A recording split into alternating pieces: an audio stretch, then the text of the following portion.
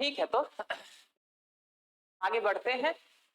कल हम क्या पढ़ रहे थे? हम पढ़ रहे थे अंतरराष्ट्रीय संगठन, इंटरनेशनल ऑर्गेनाइजेशंस, और उसी क्रम में अभी तक हम लोगों ने विश्व बैंक, IMF और WTO को देखना प्रारंभ कर दिया था। तो जब हम लोगों ने WTO की चर्चा प्रारंभ की थी तो हमने देखा था क्या कि WTO जो है वो एक उत्तराधिकारी संस्थान के रूप में निर्मित हुआ, किसके? गैट के। ठीक ना, 1995 में इसकी स्थापना हुई। इससे पहले जो गैट था, general agreement on trade and tariff, it used to deal with trade in goods only. ये जो है वो केवल वस्तुओं के व्यापार को अंतरराष्ट्रीय स्तर पर बढ़ावा देने का प्रयत्न करता था।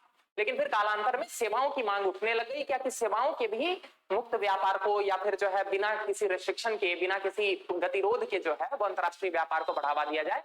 तो इसी कंटेक्स्ट में WTO की स्थापना की गई।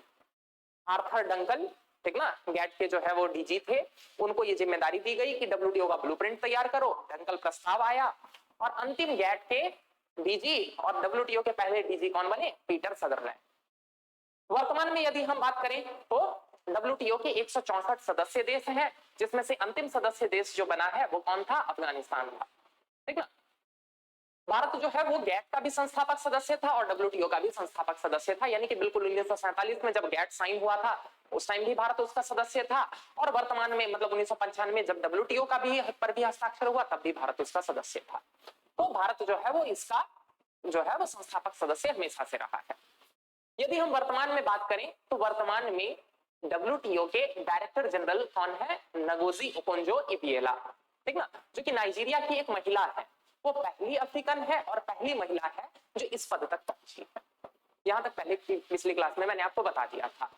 आगे बढ़ते हुए मैंने आपको बताया था कि WTO की सर्वोच्च डिसीजन मेकिंग या सर्वोच्च जो है वो निर्णय लेने वाली इकाई का क्या नाम है? मिनिस्ट्रियल कॉन्फ्रेंस, ठीक ना, मंत्री स्तरीय सम्मेलन। ठीक, इस मिनिस्ट्रियल कॉन्फ्रेंस में अलग अलग सदस्य देशों के वो जो है क्या बोलते हैं, उद्योग से संबंधित जो मंत्री होते हैं वो पार्टिसिपेट करते हैं। मैंने आपको यह भी बता दिया था कि मिनिस्ट्रियल कॉन्फ्रेंस जो है वो सामान्यतः हर 2 साल में एक बार होता है, लेकिन बिल्कुल फिक्स नहीं होता है क्या कि मतलब हो ही जाएगा। ठीक, अभी हाल फिलहाल में वर्ष 2022 में 12वां मिनिस्ट्रियल कॉन्फ्रेंस आयोजित किया गया। 12वां मिनिस्ट्रियल कॉन्फ्रेंस, मंत्री स्तरीय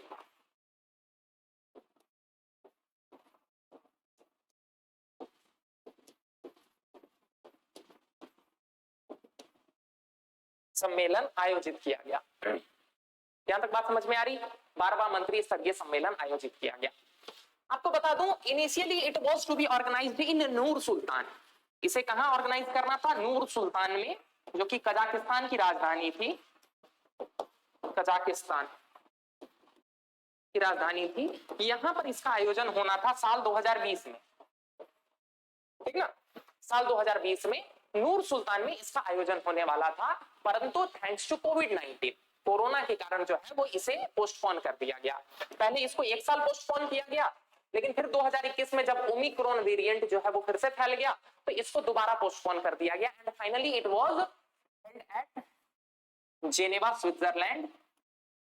बाद में 2022 में इसका आयोजन कहां किया गया? जेनेवा में किया गया, बट इट वाज को-चेयर्ड बाय, यानी कि इसके सह अध्यक्ष थे, अध्यक्षता जो थी इसकी वो कजाकिस्तान के पास ही थी।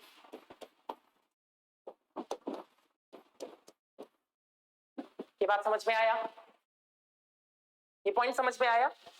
देखिए, क्योंकि अध्यक्षता तो कजाकिस्तान के पास थी ना, कजाकिस्तान ने हाथ खड़े कर दिए क्या कि हम आयोजन नहीं कर सकते हैं, तो बट ऑब्वियस है फिर आयोजन कहां होगा? इसके हेडक्वार्टर में होगा।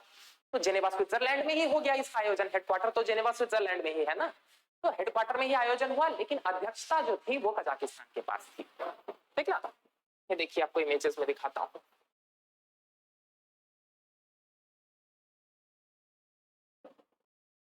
ये देखिए, देख रहा 12th मिनिस्ट्रियल कॉन्फ्रेंस, ये दिख रहा 12th मिनिस्ट्रियल कॉन्फ्रेंस जिनेवा 2022, दिख रहा ना? इसके नीचे देखिए क्या लिखा हुआ है, को होस्टेड बाय कजाकिस्तान, यानी कि कजाकिस्तान के पास भी अध्यक्षता कजाकिस्तान के पास ही थी, लेकिन होस्ट चाहे जिनेवा में हुआ। दिख रहा ना? ठीक, बात समझ में आ रही? यहां यही है आपके नगोजी ओकोंजो-इवेला। ठीक, तो बाकी उतने काम के नहीं है। MC12 ये भी दिख रहा, मिनिस्ट्रियल कॉन्फ्रेंस 12। चलिए यहां तक बात को समझिए, यहां तक क्लियर। जरा बात को आगे ध्यान देते हैं कि आखिर 12th मिनिस्ट्रियल कॉन्फ्रेंस में क्या क्या हुआ। जो 12th मिनिस्ट्रियल कॉन्फ्रेंस खत्म हुआ ना, तो इनके अध्यक्ष मतलब डायरेक्टर जनरल जो है, जो कि कौन है, नगोजी ओकोंजो-इविएला, उनका स्टेटमेंट आया। उस स्टेटमेंट में उन्होंने कुछ महत्वपूर्ण बातें कही। जैसे उन्होंने बताया कि पिछले 5 सालों में खासकर कोविड के बाद के दौर में, क्यों, क्योंकि कोविड ने जो है वो वैश्विक परिदृश्य में बहुत सारे बदलाव किए हैं। जरा सोच के देखिए ना, कोविड से पहले की दुनिया और कोविड के बाद की दुनिया में बहुत सारे बदलाव आए हैं। ऑनलाइन होने लग गया है, सॉफ्टवेयर सर्विसेज वगैरह की जो है वो चीजें, कुछ ना कुछ तो चेंजेस आई ही है ना, वर्क फ्रॉम होम कल्चर, नए तरह की जो है चीजें। तो कोविड बाद के परिदृश्य में ये पहला था ना, पहला WTO का मीटिंग था। तो नगोजी ओकुंजो-इविएला का ये कहना था क्या कि पिछले 5 सालों में, क्यों, क्योंकि इससे पहला जो 11th मिनिस्ट्रियल कॉन्फ्रेंस हुआ था वो हुआ था ब्यूनस आयर्स में। कहां है Buenos Aires? Argentina, very good. Argentina की इनफैक्ट राजधानी है, it is the capital of Argentina, ठीक ना। ब्यूनस आयर्स में जो 11th मिनिस्ट्रियल कॉन्फ्रेंस हुआ था ना, ये विवाद की भेंट चढ़ गया था, इसमें कोई रिजल्ट नहीं आया था। तो वो हंगामा हुआ, वो हो गया था, मतलब कैंसिल हो गया था। कुछ कॉन्क्रीट उसमें से जो है ना, कुछ किसी मुद्दे पर जो है वो नहीं कहते हैं सहमति बन पाना, वैसा नहीं बन पाया था। तो ये 2017 में हुआ था। और इसके बाद वाला जो है ये कब हो रहा है? 2022 में हो रहा है। तो लगभग 5 साल का गैप, ये बहुत बड़ा टाइम पीरियड होता है। और फिर उसके बाद कोविड के बाद के परिदृश्य में तो अपने आप में 12th मिनिस्ट्रियल कॉन्फ्रेंस जो था ना, वो बहुत ही महत्वपूर्ण था। तो इसीलिए 12th मिनिस्ट्रियल कॉन्फ्रेंस में जो कुछ प्रमुख चीजें, जो कुछ प्रमुख समझौते हुए, उनके बारे में जानना हमारे लिए जरूरी हो जाता है, ठीक ना। तो इसी कंटेक्स्ट में अब हम क्या देखने जा रहे हैं कि 12th मिनिस्ट्रियल कॉन्फ्रेंस के आउटकम क्या, 12th मिनिस्ट्रियल कॉन्फ्रेंस के परिणाम क्या थे।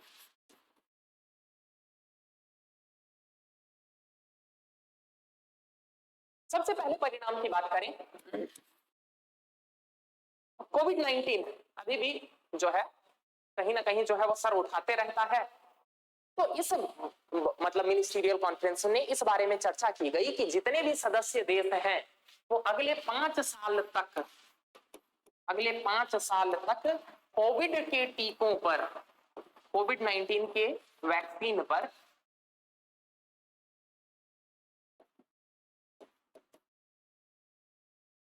अपना बौद्धिक संपदा अधिकार त्यागेंगे।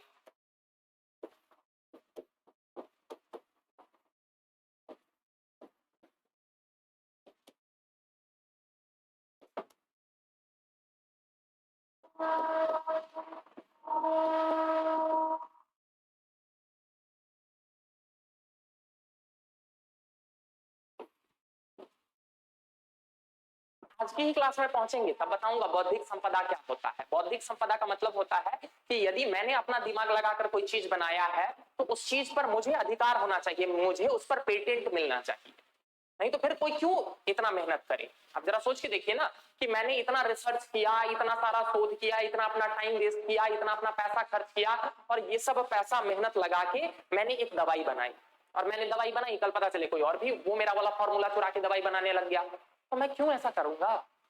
जरा सोच के देखिए ना, एक दवाई को बनाने के लिए कितनी बार आदमी को विफल होना पड़ता है, कितना सारा जो है उसके पीछे रिसर्च टीम लगता है, कितना रॉ मटेरियल लगता है, तब जाके ना एक दवा बनती है। आप जरा सोच के देखिए, यदि मुझे उस पर संरक्षण नहीं मिलेगा कि कुछ समय तक मैं उसको बेच सकूं, मैं अपना प्रॉफिट कमा सकूं, तो मैं क्यों आगे करूंगा, ऐसा नहीं करूंगा। इसको कहते हैं बौद्धिक संपदा, ठीक ना। लेकिन यहाँ पर बात क्या चल रही है, यहाँ बात चल रही है कोविड-19 एक वैश्विक महामारी है जिससे लोगों की जानें जा रही है। तो मुद्दा यही आया कि क्या लोगों की जान से ज्यादा बढ़कर है आपका बौद्धिक संपदा अधिकार? नहीं। इसीलिए सभी सदस्य देशों ने साथ मिलकर इस बात को जो है वो स्वीकार किया है कि अगले 5 साल तक कोविड-19 के टीकों पर हम अपने बौद्धिक संपदा अधिकार को त्याग देंगे। यानी कि इससे क्या होगा कि मान के चलिए रिसर्च इंडिया में हुआ या रिसर्च मान के चलिए अमेरिका में हुआ, तो कोई भी देश का कोई भी कंपनी जो है ना उस फॉर्मूले पर बेस करके अपना टीका बना सकती है और अपने देश में जो है वो सस्ती दरों पर लागू कर सकती है। ये पॉइंट समझ में आ गया पहला, ठीक ना। इससे क्या हो जाएगा, अब जरा सोच के देखिए ना, मैंने तो रिसर्च किया नहीं था, अब अमेरिका ने रिसर्च किया, मैंने वो फॉर्मूला ले लिया, तो बनाने का मेरा कॉस्ट कम पड़ गया ना। क्यों? क्योंकि मुझे रिसर्च में तो वो खर्चा हुआ नहीं। बात समझ में आ रहा?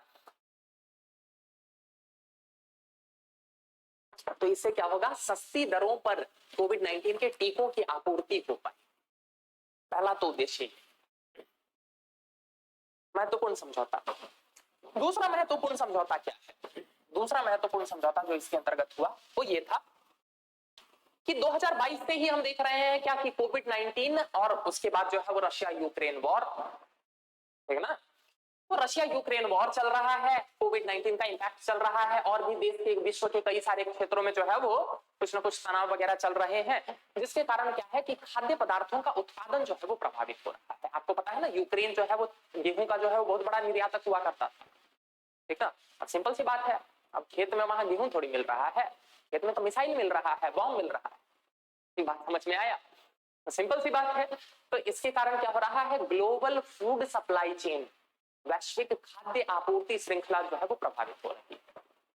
तो सदस्य देश जो है वो साथ मिलकर आए और इस मुद्दे पर उन लोगों ने स्वीकृति की क्या कि वर्ल्ड फूड प्रोग्राम, एक संस्थान है वर्ल्ड फूड प्रोग्राम, जिसका उद्देश्य है कि वैश्विक स्तर पर भूखमरी से लड़ना। वो क्या करते हैं, अलग अलग देशों से जो है वो सस्ती दरों पर खरीदते हैं, और जिन क्षेत्रों में भूखमरी ज्यादा व्याप्त है वहां पर सब्सिडाइज्ड रेट पर जो है वो खाद्यान्नों की आपूर्ति सुनिश्चित करते हैं।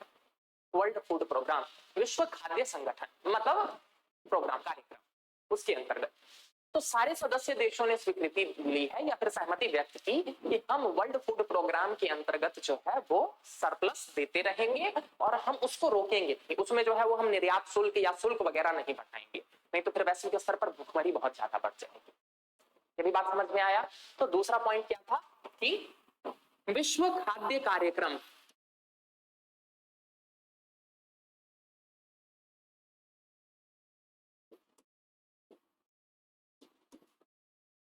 विश्व खाद्य कार्यक्रम WFP, वर्ल्ड फूड प्रोग्राम को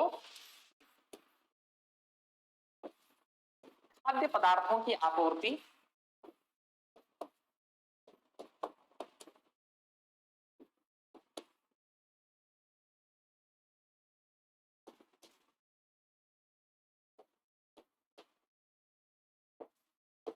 करते रहना, ठीक ना। सदस्य देशों से ये अपील की गई है कि वो क्या करें, वर्ल्ड फूड प्रोग्राम को निर्यात प्रतिबंध वगैरह ये सब जो है वो छूट देते रहे, ताकि कम से कम क्या हो सके कि ये जो भुखमरी से प्रभावित देश है ना, इन सबको जो है वो खाद्य पदार्थों की आपूर्ति सुनिश्चित हो सके। यहां तक बात समझ में आया? ये है दूसरा प्रोविजन, मतलब दूसरा महत्वपूर्ण जो इसके अंतर्गत सहमति व्यक्त की गई। तीसरी महत्वपूर्ण सहमति व्यक्त की गई, जिसके बारे में तो बहुत लंबे समय से बात चल रही थी, मुझे जहां तक याद है 2002, 3, 4 से ही बात चल रही थी। मुद्दा क्या था? मुद्दा था कि मत्स्य यानी कि फिशिंग, इसको रेगुलेट करने की आवश्यकता है। एक्चुअल में बात क्या होता है ना, जो अंतरराष्ट्रीय स्तर पर जो फिशिंग होती है ना, इसमें ठीक से नियमन लागू नहीं है। नियमन लागू नहीं है तो क्या होता है ना कि बड़े बड़े डीप सी ट्रॉलर लेके जाते हैं और क्या करते हैं, पूरा का पूरा इकोसिस्टम तबाह कर देते हैं। दिखाता हूं आपको डीप सी ट्रॉलर्स क्या होते हैं।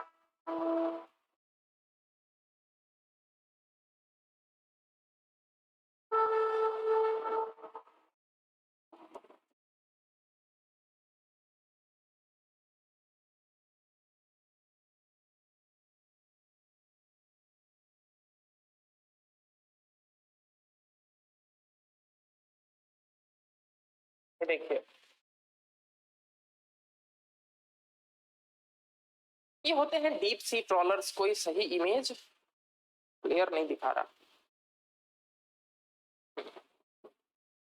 मतलब मान के चलिए क्या होता है ना कि एक देखिए, एक जहाज है, उसमें एक पूरा एकदम सेटअप होता है जो एकदम समुद्र तल को खंगाल देता है एकदम, मतलब जो भी है वो सब कुछ इसमें लपटा जाएगा।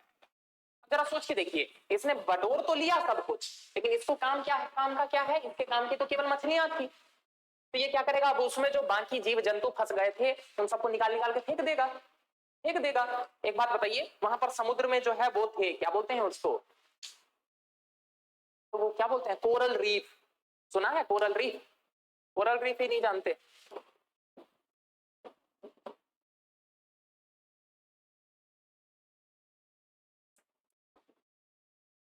पहचाने? इनको कहा जाता है कोरल रीफ्स। अब एक बात बताइए, गए थे मछली पकड़ने के लिए, पूरा इकोसिस्टम तबाह कर दिए कि नहीं? ये सबसे ज्यादा जैव विविधता संपन्न क्षेत्र होते हैं, यहाँ पर बहुत सारे जीव जंतु रह रहे होते हैं।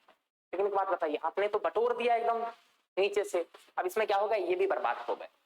अब इसका तो तुम्हें कोई काम नहीं था, तुम तो मछली पकड़ने आए थे, लेकिन तुमने क्या किया, पूरे इकोसिस्टम को बर्बाद कर दिया कि नहीं? तो इस पर नियंत्रण होने की आवश्यकता थी, इस पर नियमन होने की आवश्यकता थी। क्या कि फिशिंग करो, मत्स्यन करो, लेकिन एक लिमिटेड रूप में करो, इतना लिमिटेड रूप में करो कि उस क्षेत्र में फिर से जो है वो मछलियां पनप सके। अब जरा सोच के देखिए ना कि मैंने एक तालाब में जो है मछली के बीज डाले और एक बार में ही सारी मछलियां निकाली, अब भविष्य में वहां मछलियां के लिए फिर से मुझे बीज डालने पड़ेंगे।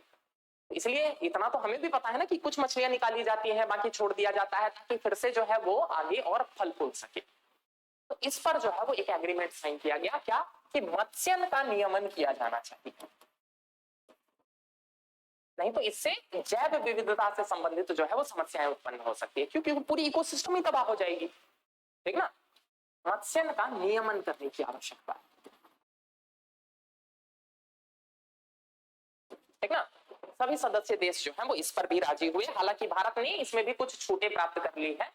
ठीक, कि हमारे यहाँ जो इनलैंड होता है, यानी कि जो देश के अंदर होता है ना, छोटे छोटे हमारे किसान हैं जो वो करते हैं, खेत में धान के खेत में पानी भर के कर लिए, तो उनके ऊपर ये नियम बहुत हद तक लागू नहीं होंगे। लेकिन हाँ, मत्स्यन के पर नियमन लागू किया गया है इसके अंतर्गत। ये भी क्लियर है? ठीक, तो ये भी एक महत्वपूर्ण प्रावधान था जो इसके अंतर्गत लागू किया गया। इसके अलावा भारत अपनी तरफ से जो है वो एक और मुद्दा उठा रहा था बार बार। क्या उठा रहा था कि ये जो सीमा पार ई कॉमर्स का लेन देन हो रहा है ना,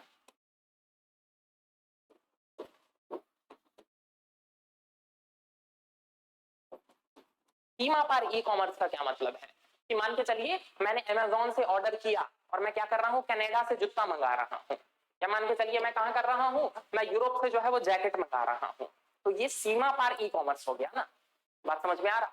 तो इस पर भारत ने जोर शोर से ये पॉइंट उठाया था, क्या कि क्या होना चाहिए, सदस्य देशों के पास ये अधिकार होना चाहिए कि वो इसके ऊपर निर्यात शुल्क वगैरह जो है वो कुछ एक प्रॉपर कानून बना सके। हालांकि डब्ल्यूटीओ का भी कहना है या फिर बाकी सदस्य देशों का ये कहना था कि इस पर हम बात करेंगे अगले मिनिस्ट्रियल कॉन्फ्रेंस में, यानी कि 13वें मिनिस्ट्रियल कॉन्फ्रेंस में, या फिर 31 मार्च 2024 से पहले पहले इस पर बात होगी। यानी कि सीमा पार ई कॉमर्स के ऊपर अभी कोई सहमति नहीं बन पाई है, तो जो सिस्टम अभी चल रहा है वही सिस्टम चलता है। ये बात समझ में आया? कि कुछ मुख्य प्रावधान थे जो किसके अंतर्गत हुए, जो 12th मिनिस्ट्रियल कॉन्फ्रेंस के अंतर्गत हुए। ठीक ना? 4 पॉइंट याद रखिएगा, आपको समझ में आ जाएगा।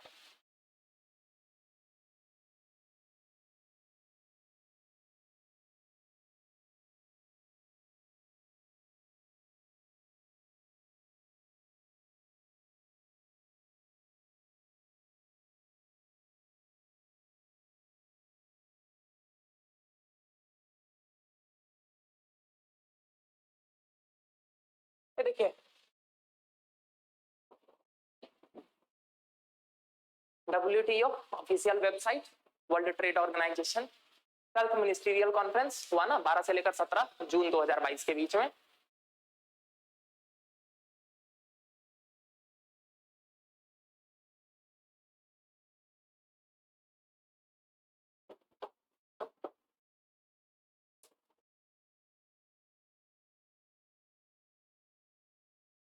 हाइलाइट्स दिखाना चाह रहा था, कोई नहीं, नहीं मिलेगा तो आगे बढ़ेंगे हम लोग, और क्या।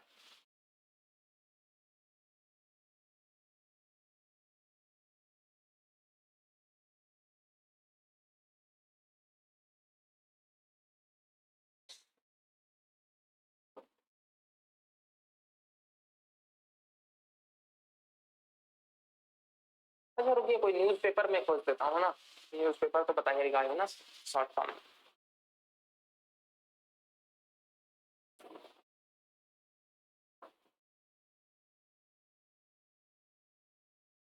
ये खुलेगा नहीं लेकिन,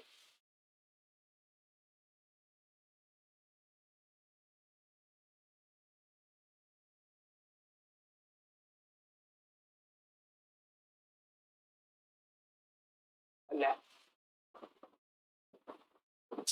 बोले ना कि देखने नहीं देगा। देख रहे हैं न्यूज़पेपर सबका कमाने का नया तरीका। कोई नहीं, यही थे मेन। ये देखिए ना, WTO मीटिंग किस किस पर बात हुई है? देखिए, फिशिंग, पेटेंट, एग्रीकल्चर की सप्लाई देते रहना, तो यही तो है मेन चीजें, ठीक ना? यही तो है मेन चीजें जो मैंने आपको बता दी। ठीक, ये हमारे पीयूष गोयल जी।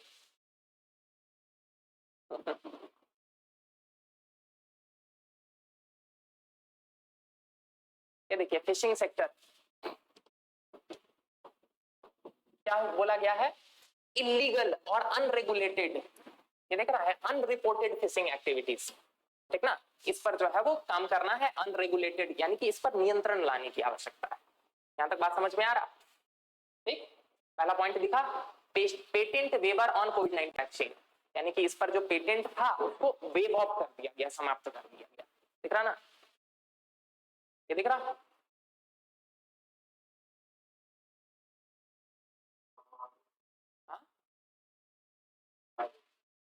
अगला ये देखिए, public stock holding of food grains, तुम अपने यहाँ जो जमा करके रखते हो उसको वर्ल्ड फूड प्रोग्राम में भी दो, ये वाली बात। और अदर इश्यूज में और क्या थे? सब वो वाला नहीं दे रखा, ई कॉमर्स वाला, लेकिन मुद्दा मोटा मोटी समझ में आ गया ना? यही चीजें मैंने भी आपको बताई, तो क्लियर है? ठीक, तो ये 3-4 पॉइंट याद रखिएगा, हो जाएगा आराम से। 12th मिनिस्ट्रियल कॉन्फ्रेंस पर आंसर लिख दीजिएगा। यहां तक क्लियर है? चलिए, जब यहां तक क्लियर है तो अब जरा हम आगे बढ़ते हैं, जरा देखते हैं कि WTO के अंतर्गत और क्या क्या होता है। देखिए, WTO जो है ये व्यापार में बाधाओं को दूर करने की बात करता है, बाधाओं को दूर करने की बात करता है। इतना तो समझ में आ गया होगा, सीमा पार व्यापार में किसी भी प्रकार की बाधाएं, अवरोध, इसको दूर करने की बात करता है।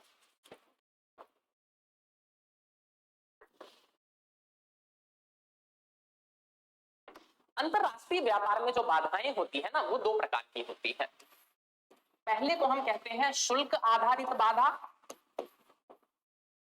और दूसरे को हम कहते हैं गैर शुल्क आधारित बाधा।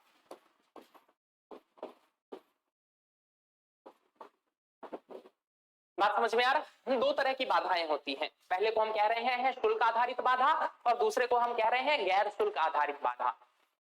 शुल्क आधारित बाधा का क्या मतलब है? आप कौन? आप चाइना, में आप माल बेचना चाह रहे हैं, ठीक ना? आप आए क्या कि ये हमने Xiaomi का जो है वो फोन बनाया है, इसकी कीमत जो है वो 10,000। मैं भारत सरकार, मैं बोल रहा हूं क्या कि 50% जो है वो इसमें इंपोर्ट ड्यूटी लगेगा। कितना का हो गया फोन? 15,000 का हो गया। सिंपल सी बात है, वो कंपीट नहीं कर पाएगा। मोटोरोला, हमारा कौन कौन सा था वो, लावा, तो चकना, वो सब था ना अलग अलग जो लावा हो गया, लेमन, पता नहीं कौन कौन से मोबाइल थे ना हमारे डोमेस्टिक, उससे कैसे कंपीट? हाँ, इंटेक्स जो भी था, ठीक ना? तो वो इनसे कैसे कंपीट कर पाएगा? नहीं कंपीट कर पाएगा। यानी कि ये कौन सी बाधा हो गई? ये हो गई शुल्क आधारित बाधा, कि आपने शुल्क बढ़ा दिया, आपने सीमा शुल्क बढ़ा दिया, ठीक ना? जैसे कि भारत से बाहर बेचना चाह रहे हो, तुमने भारत में मैन्युफैक्चर किया है, लेकिन तुम बेचना चाह रहे हो अमेरिका में, मैं सरकार, मैं बोलूंगा क्या कि नहीं, भारत से बाहर बेचना है तो 50% टैक्स देना पड़ेगा, नहीं बेच पाओगे। बात समझ में आ रहा? यानी कि दिख रहा ना, ये विश्व व्यापार में बाधा है, लेकिन ये किस तरह की बाधा है? ये है शुल्क आधारित बाधा। ये पॉइंट समझ में आ गया ना? अरे ये पॉइंट समझ में आ गया, शुल्क आधारित बाधा। दूसरी बाधाएं जिनको हम कहते हैं गैर शुल्क आधारित बाधा, ठीक ना? ये 3 प्रकार के होते हैं।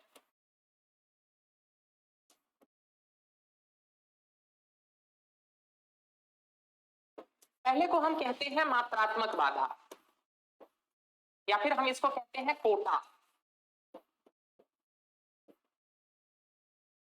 क्या है मात्रात्मक बाधा या कोटा? जैसे कि मान के चलिए भारत सरकार ने एक नोटिफिकेशन निकाल दिया क्या कि इस पूरे साल में भारत में विदेशों से केवल 1 लाख फोन ही आ सकते हैं। बात समझ में आ रहा? तो एक बात बताइए, ये भी तो अपने आप में एक बाधा है ना, लेकिन ये बाधा कौन सी है? ये शुल्क आधारित नहीं है, ये मात्रा आधारित है, कि मैक्सिमम इतना ही आएगा।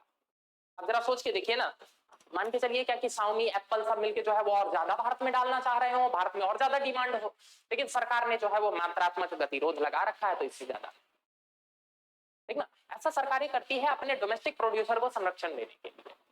बात समझ में आ रहा, अपने घरेलू उत्पादकों को संरक्षण देने के लिए। जैसे मान के चलिए भारत वैसे ही दुग्ध उत्पादन में जो है वो प्रमुख है।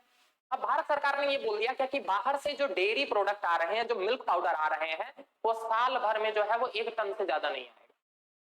उद्देश्य क्या है, हमारे घरेलू किसानों को प्रोत्साहित करना। और ये जो बाधा है ये किस पर आधारित है, ये मात्रा पर आधारित है, ये टैक्स पर आधारित नहीं है, शुल्क पर आधारित नहीं है। इसलिए इसको किस कैटेगरी में रखते हैं, गैर शुल्क। बात समझ में आ गया ना। कोटा यानी कि कोटा फिक्स कर दिया है क्या कि नहीं 1 टन ही दूध आएगा, उससे ज्यादा दूध नहीं आएगा। क्लियर। हर महीने का फिक्स कर दिया कि 1 महीना में जो है वो 500 किलो या मान के चलिए क्या बोलते हैं 1 क्विंटल, उससे ज्यादा, इस तरह का कुछ भी हो। ये बात समझ में आ रही। तो इसको कहते हैं हम मात्रात्मक पहला। दूसरे को हम कहते हैं सामाजिक बाधा, सोशल क्लॉज। सोशल क्लॉज, सामाजिक बाधा। कई सारे देश जो है वो इसका भी प्रयोग करते हैं व्यापार को रोकने के लिए। जैसे कि भदोही, हमारे भदोही में कालीन वगैरह बनता है ना, मिर्जापुर भदोही में भी कालीन वगैरह बनता है ना। ऐसा अक्सर जो है वो आक्षेप लगता है क्या कि चाइल्ड लेबर से काम करवाया जाता है, बच्चों से काम करवाया जाता है। बहुत सारे ऐसे भी चीजें होती हैं जिसमें बच्चों से काम करवाया जाता है। तो अगर जरा सोच के देखिए कि कोई देश एक सामाजिक मुद्दे को आधार बनाकर ये बोल दे कि इस सामाजिक मुद्दे का प्रॉब्लम आ रहा है, इसीलिए हम तुमसे ये चीज नहीं खरीदेंगे, तो इसको क्या कहेंगे, ये एक प्रकार का गैर प्राशुल्क बाधा है जो कि सामाजिक मुद्दे पर आधारित है। इसमें क्या होता है कि जैसे कि वो अमेरिका हो गया या यूरोप के देश वगैरह ये बोलते हैं कि चूंकि तुमने इसके उत्पादन में बाल श्रम का प्रयोग किया है और अगर हम इस चीज को खरीदेंगे तो इसका मतलब क्या है कि हम बाल श्रम को समर्थन दे रहे हैं या बाल श्रम को हम बढ़ावा दे रहे हैं, तो इसीलिए हम नहीं खरीदेंगे। बात समझ में आया। इसको कहते हैं सामाजिक बाधा। ये भी, इसका भी अंतरराष्ट्रीय व्यापार में प्रयोग किया जाता है। ठीक ना। बहुत सारी चीजें होती हैं जिसमें जो है वो क्या बोलते हैं वो सामाजिक मुद्दे वगैरह होते हैं। जैसे मान के चलिए क्या कि किसी चीज का प्रोडक्शन हो रहा है, इस चीज के एग्जांपल दूं, जैसे कि मान के चलिए क्या कि पापड़, हाँ जैसे कि मान के चलिए पापड़ नहीं, ये अंतरराष्ट्रीय बात कर रहे हैं ना। जैसे कि मान के चलिए पापड़ का निर्माण हो रहा है और फिर उसका हम लोग बाहर एक्सपोर्ट कर रहे हैं। अब अचानक से मान के चलिए किसी एनजीओ ने कहीं कोई रिपोर्ट निकाला क्या कि इस पापड़ से संबंधित ऑर्गेनाइजेशन में महिलाओं के साथ जो है वो दुर्व्यवहार हो रहा है या सेक्सुअल हैरेसमेंट हो रहा है, यौन शोषण टाइप का हो रहा है। अब देखिए ये हो गया एक सामाजिक मुद्दा। अब इस मुद्दे को आधार बनाकर कोई देश ये बोल दे कि चूंकि इस संस्थान में या इस ऑर्गेनाइजेशन में महिलाओं के साथ वो गलत हो रहा है, तो हम इसके प्रोडक्ट को नहीं खरीदेंगे, अपने देश में नहीं आने देंगे। तो ये भी तो अपने आप में एक तरह का गतिरोध ही हुआ ना। अरे व्यापार में तो एक तरह का गतिरोध ही हुआ ना, लेकिन यहाँ पर कारण क्या है, सामाजिक। समझ में आया। सामाजिक मुद्दा समझ में आएगा, सामाजिक आधारों पर कैसे जो है वो गतिरोध लगाया जाता है। तीसरा तरीका हो सकता है इसी से संबंधित क्या, पर्यावरणीय मुद्दा।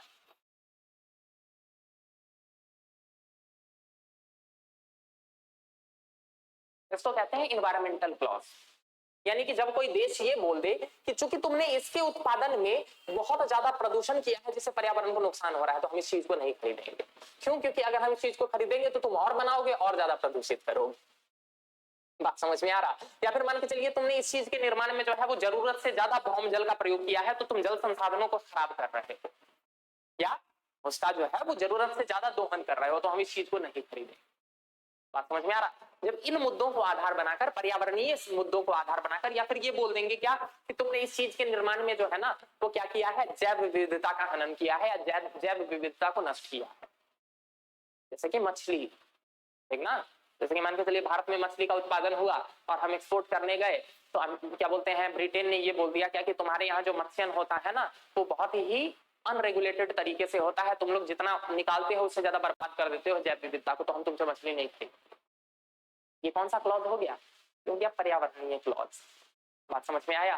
तो बाधाएं 2 तरह की होती हैं, पहली कौन सी, प्राशुल्क बाधा, दूसरी कौन सी, गैर प्राशुल्क बाधा। यहाँ तक क्लियर, क्लियर है ना, प्राशुल्क और गैर प्राशुल्क बाधा। अब जरा बात को समझिएगा, एक और टर्म जो इसके संदर्भ में आपको बार बार सुनने को मिलेगा, that is related to most favoured nation status, MFN।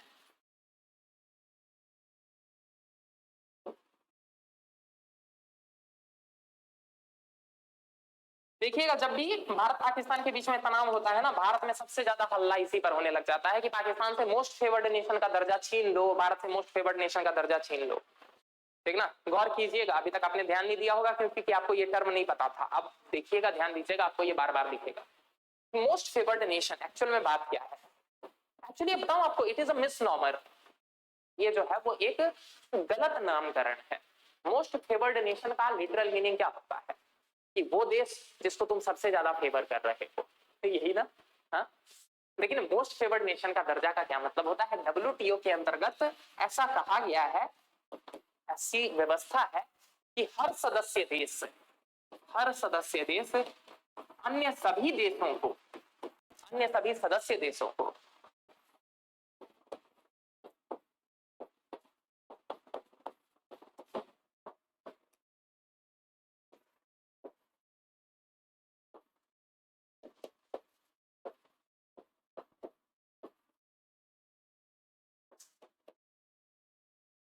सभी सदस्य देशों को क्या करेगा? मोस्ट फेवर्ड नेशन का दर्जा देगा।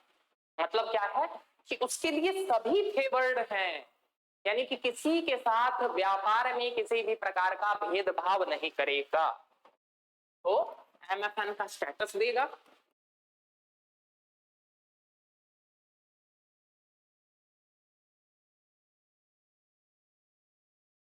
एवं किसी के साथ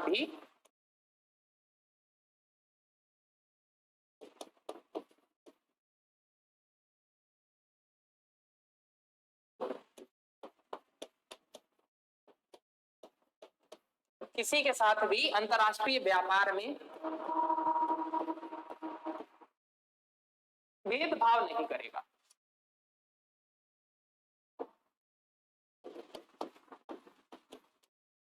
ये है मोस्ट फेवर्ड नेशन का स्टेटस। जैसे कि मान के चलिए, अगर तुम क्या बोलते हैं, अगर तुम कजाकिस्तान से खजूर मंगा रहे हो या फिर मान के चलिए ड्राई फ्रूट्स मंगा रहे हो, तो तुम उनके ड्राई फ्रूट्स के ऊपर, उसके काजू के ऊपर 10% अगर मान के चलो इंपोर्ट ड्यूटी लगा रहे हो, तो पाकिस्तान से लेते वक्त तुम 15% ना लो। बात समझ में आ रहा? क्यों? क्योंकि दोनों सदस्य देश हैं और दोनों को तुमने एमएफएन का स्टेटस दे रखा है, तो फिर तुम भेदभाव नहीं करते। अगर तुम 15% करना चाह रहे हो तो तुम पाकिस्तान वाले पर अगर 15% लो, तो फिर कजाकिस्तान वाले पर भी 15% लो, फिर तुम रूस से भी जो मंगा रहे हो उस पर भी 15% लो। बात समझ में आ रहा? ये है कॉन्सेप्ट मोस्ट फेवर्ड नेशन का, यानी कि तुम सभी देशों के साथ समान व्यवहार, किसी के साथ भेदभाव, ये है मोस्ट फेवर्ड नेशन का दर्जा। हालांकि इस एमएफएन में छूट है। अगर आपने किसी देश के साथ द्विपक्षीय या बहुपक्षीय कोई समझौता कर रखा है, द्विपक्षीय या बहुपक्षीय कोई समझौता कर रखा है अलग से, तो आप उसको अलग ट्रीट कर सकते हैं।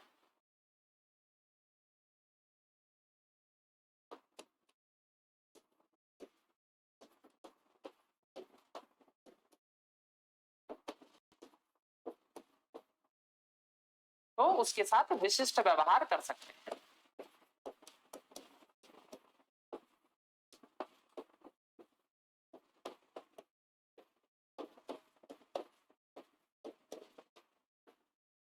तभी ना हमने देखा ना, यूरोपियन यूनियन ईयू के सदस्य जो हैं वो आपस में एक दूसरे के साथ जो है वो विशिष्ट व्यवहार करते हैं। क्यों क्यों करते हैं? क्योंकि उन लोगों ने आपस में जो है ये बहुपक्षीय समझौता कर रखा है, तभी तो स्टेटस एक दूसरे को देने के बावजूद भी वो क्या कर पा रहे हैं, एक दूसरे के साथ जो है वो विशिष्ट व्यवहार कर पा रहे हैं या अलग व्यवहार कर पा रहे हैं। स्टेटस, और उसके बावजूद आप लोगों को बता रखा है मैंने, ईयू में देखते हैं ना, सीमा पार जो है वो खरीद बिक्री में जो है वो कोई रोक टोक नहीं है। देख रहा ना, ऐसे ही आप लोगों ने सुना होगा आसियान, साउथ एशिया के जो है कई सारे देश हैं, आपस में खरीद बिक्री पर कोई टैक्स नहीं लगाते हैं। तो अगर आपने कोई बहुपक्षीय समझौता कर रखा है या अगर आपने कोई द्विपक्षीय समझौता कर रखा है, तो आप उसको विशेष सुविधाएं दे सकते हैं। इसकी रोक टोक नहीं है एमएफएन स्टेटस के अंतर्गत। ये भी समझ में आ गया? एमएफएन स्टेटस समझ में आ गया? एमएफएन स्टेटस समझ में आ गया, तो जरा अब आगे बढ़ते हैं। इसके अंतर्गत बात करते हैं, दो विविध प्रकार के शुल्कों की बात करते हैं। सबसे पहला उसको हम कहते हैं एंटी डंपिंग ड्यूटी।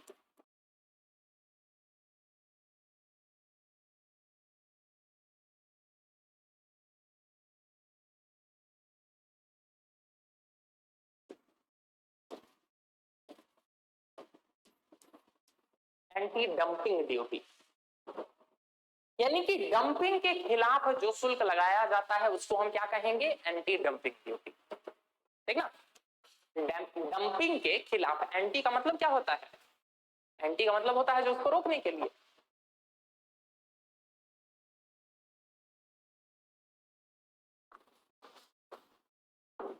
तो एंटी डंपिंग का क्या मतलब हो गया, डंपिंग के विरुद्ध जो शुल्क लगाया जा रहा है उसको हम क्या कहेंगे, एंटी डंपिंग ड्यूटी। ये तो बात समझ में आ रही है। अब आपके दिमाग में आ रहा होगा कि सर इतना तो हमहू को समझ में आता है, डंपिंग का क्या मतलब है ये तो बताइए ना, दिमाग में आ रहा होगा। तो जरा सुनिए पहले कि डंपिंग का क्या मतलब होता है। डंपिंग का मतलब होता है कि जब कोई देश उसने जितनी लागत लगाकर जिस प्रोडक्ट का उत्पादन किया था, अगर वो उससे भी कम दाम में किसी दूसरे देश में उस चीज को बेच रहा है तो हम उसको कहते हैं डंपिंग। समझ में आया? एग्जाम्पल के साथ मान के चलिए कि मैंने ये पेन बनाया, इस पेन को बनाने में मुझे 10 रुपए लगे, ठीक ना। अब ये माल जो है वो मैंने बहुत ज्यादा बना लिया है और ये बिक नहीं रहा है, या चाहे जो भी कारण हो, डोमेस्टिक मार्केट में जो है ये बहुत माल बिक नहीं रहा है। अब ये सारा का सारा मेरा बर्बाद हो जाएगा रखा रखा, मेरा इन्वेंट्री का खर्च बढ़ रहा है, जो भी खर्च बढ़ रहे हैं ना। मैंने क्या सोचा कि ऐसा करते हैं, चाइना में जो है वो क्या कर देते हैं, इसको बेच देते हैं। चाइना में ऐसा पेन जो है वो 9 रुपया में मिलता है जनरली, हम क्या करेंगे इसको 8 रुपया में बेच देंगे। अरे कम से कम 8 रुपया तो आ जाएगा, तो पूरा का मेरा 10 रुपया फंसा हुआ है। तो जब आपने जितनी लागत थी ना, अगर उससे कम कीमत पर आप किसी दूसरे देश में उस चीज को बेच रहे हैं ना, तो इसको कहते हैं डंपिंग, कि आप डंप कर रहे हैं उस चीज को उस मार्केट में। बात समझ में आया? या फिर इस पेन का जो अंतरराष्ट्रीय फेयर प्राइस होना चाहिए, जो वास्तव में मूल्य होना चाहिए, अगर मैं उससे कम कीमत पर किसी देश में इस चीज को जो है वो निर्यात कर रहा हूं, तो ये क्या कहलाता है, ये कहलाता है डंपिंग। बात समझ में आया? चाइना इस चीज के लिए फेमस है, खूब सारा बना के सस्ती चीज डंप कर, ठीक ना। तो इसको कहते हैं डंपिंग। अब जरा सोच के देखिए ना, अगर इस पेन को बनाने में 10 रुपया लग रहा है और कोई दूसरा देश जो है वो 8 रुपया में इस पेन को जो है वो भारत में बेचने लग रहा है, भारी मात्रा में वो भी, तो एक बात बताइए, हमारे यहाँ जो ये पेन बनाने वाले हैं वो तो बर्बाद हो जाएंगे ना, वो कहां से कंपीट कर पाएंगे उससे? समझ में आ रहा है ना? अब इसके पीछे कई सारे उद्देश्य हो सकते हैं। हो सकता है क्या कि वो हमारे देश के जो है वो डोमेस्टिक प्रोड्यूसर को बर्बाद करना चाह रहा हो, स्टार्टिंग में सस्ता देकर बर्बाद करना चाह रहा हो ताकि बाद में हमारी उनके ऊपर निर्भरता हो जाए। दोनों चीजें हो सकती है। तो इस कंडीशन में उस देश के पास, जिस देश में ये चीजें डंप हो रही हैं, उस देश के ऊपर अधिकार होता है क्या, कि अच्छा सस्ता बेचने आए तो ऐसा करो कि 8 रुपया में बेच रहे थे ना, 100% टैक्स लगा दिए हैं तुम्हारे ऊपर। इस तरह के टैक्स को क्या कहते हैं, एंटी डंपिंग ड्यूटी। सिंपल सी बात है, तुम 8 रुपया का बेचने आए थे, हमने 100% टैक्स लगा दिया, अब 16 रुपया में मार्केट में बिकेगा, क्या करोगे? ये अलाउड है, WTO के अंतर्गत ये अलाउड है। लेकिन हाँ, WTO को ये प्रमाणित करना पड़ता है क्या कि ये डंपिंग है, और दिख जाता है ना कि अंतरराष्ट्रीय स्तर पर इसकी कीमत मान के चलिए 10 रुपया था, लेकिन तुम हमारे देश में 8 रुपया में बेच रहे हो, तो सिंपल सी बात है, it is a case of dumping. बात समझ में आ गया? तो इसको क्या कहते हैं, डंपिंग। तो डंपिंग के खिलाफ जो देश शुल्क लगाता है उसी को क्या कहते हैं, एंटी डंपिंग ड्यूटी। और ये WTO के तत्वाधान के अंतर्गत जो है तो मान्य है, बिल्कुल अलाउड है। ये समझ में आ गया, एंटी डंपिंग ड्यूटी। लिख लीजिए, जब कोई देश, और 8 ही कर दे रहा हूं, तो मुंह से बोल दे रहा हूं, लिख लीजिए थोड़ा सा, ठीक। अगर यूट्यूब देखिएगा तो थोड़ा सा स्लो करके देख लीजिएगा, ठीक। जब कोई देश किसी वस्तु का निर्यात ऐसे दर पर कर दे, ऐसे दर पर कर दे जो उस वस्तु के उत्पादन लागत से, जो उस वस्तु के उत्पादन लागत या अंतरराष्ट्रीय मूल्य से कम हो, या अंतरराष्ट्रीय मूल्य से कम हो, तो इसे डंपिंग कहते हैं।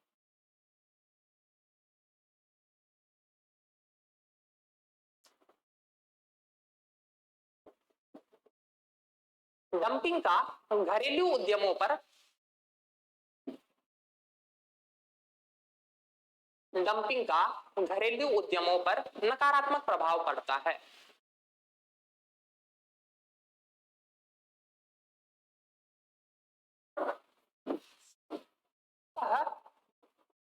इसके प्रभाव को निरस्त करने के लिए अतः इसके प्रभाव को निरस्त करने के लिए देश द्वारा लगाए गए शुल्क को एंटी डंपिंग ड्यूटी कहते हैं। वैसे हिंदी में इसको लिखते हैं राशि पातन विरोधी शुल्क, ये भी देख लीजिएगा। वैसे संभावना कम ही है आपको इसी नाम से मिलेगा, एंटी डंपिंग, मतलब ऐसे लिखा मिलेगा anti dumping.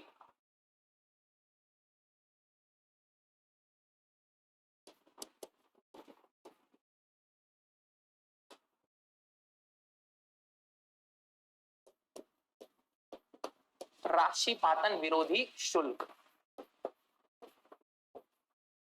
Anti dumping duty. यहां तक बात समझ में आ गया? एंटी डंपिंग ड्यूटी क्लियर हो गया दया जी? चलिए, तो इसी के से संबंधित एक और ड्यूटी देखिए। इसको क्या कहते हैं? इसको कहते हैं काउंटर वेलिंग ड्यूटी। काउंटर वेलिंग ड्यूटी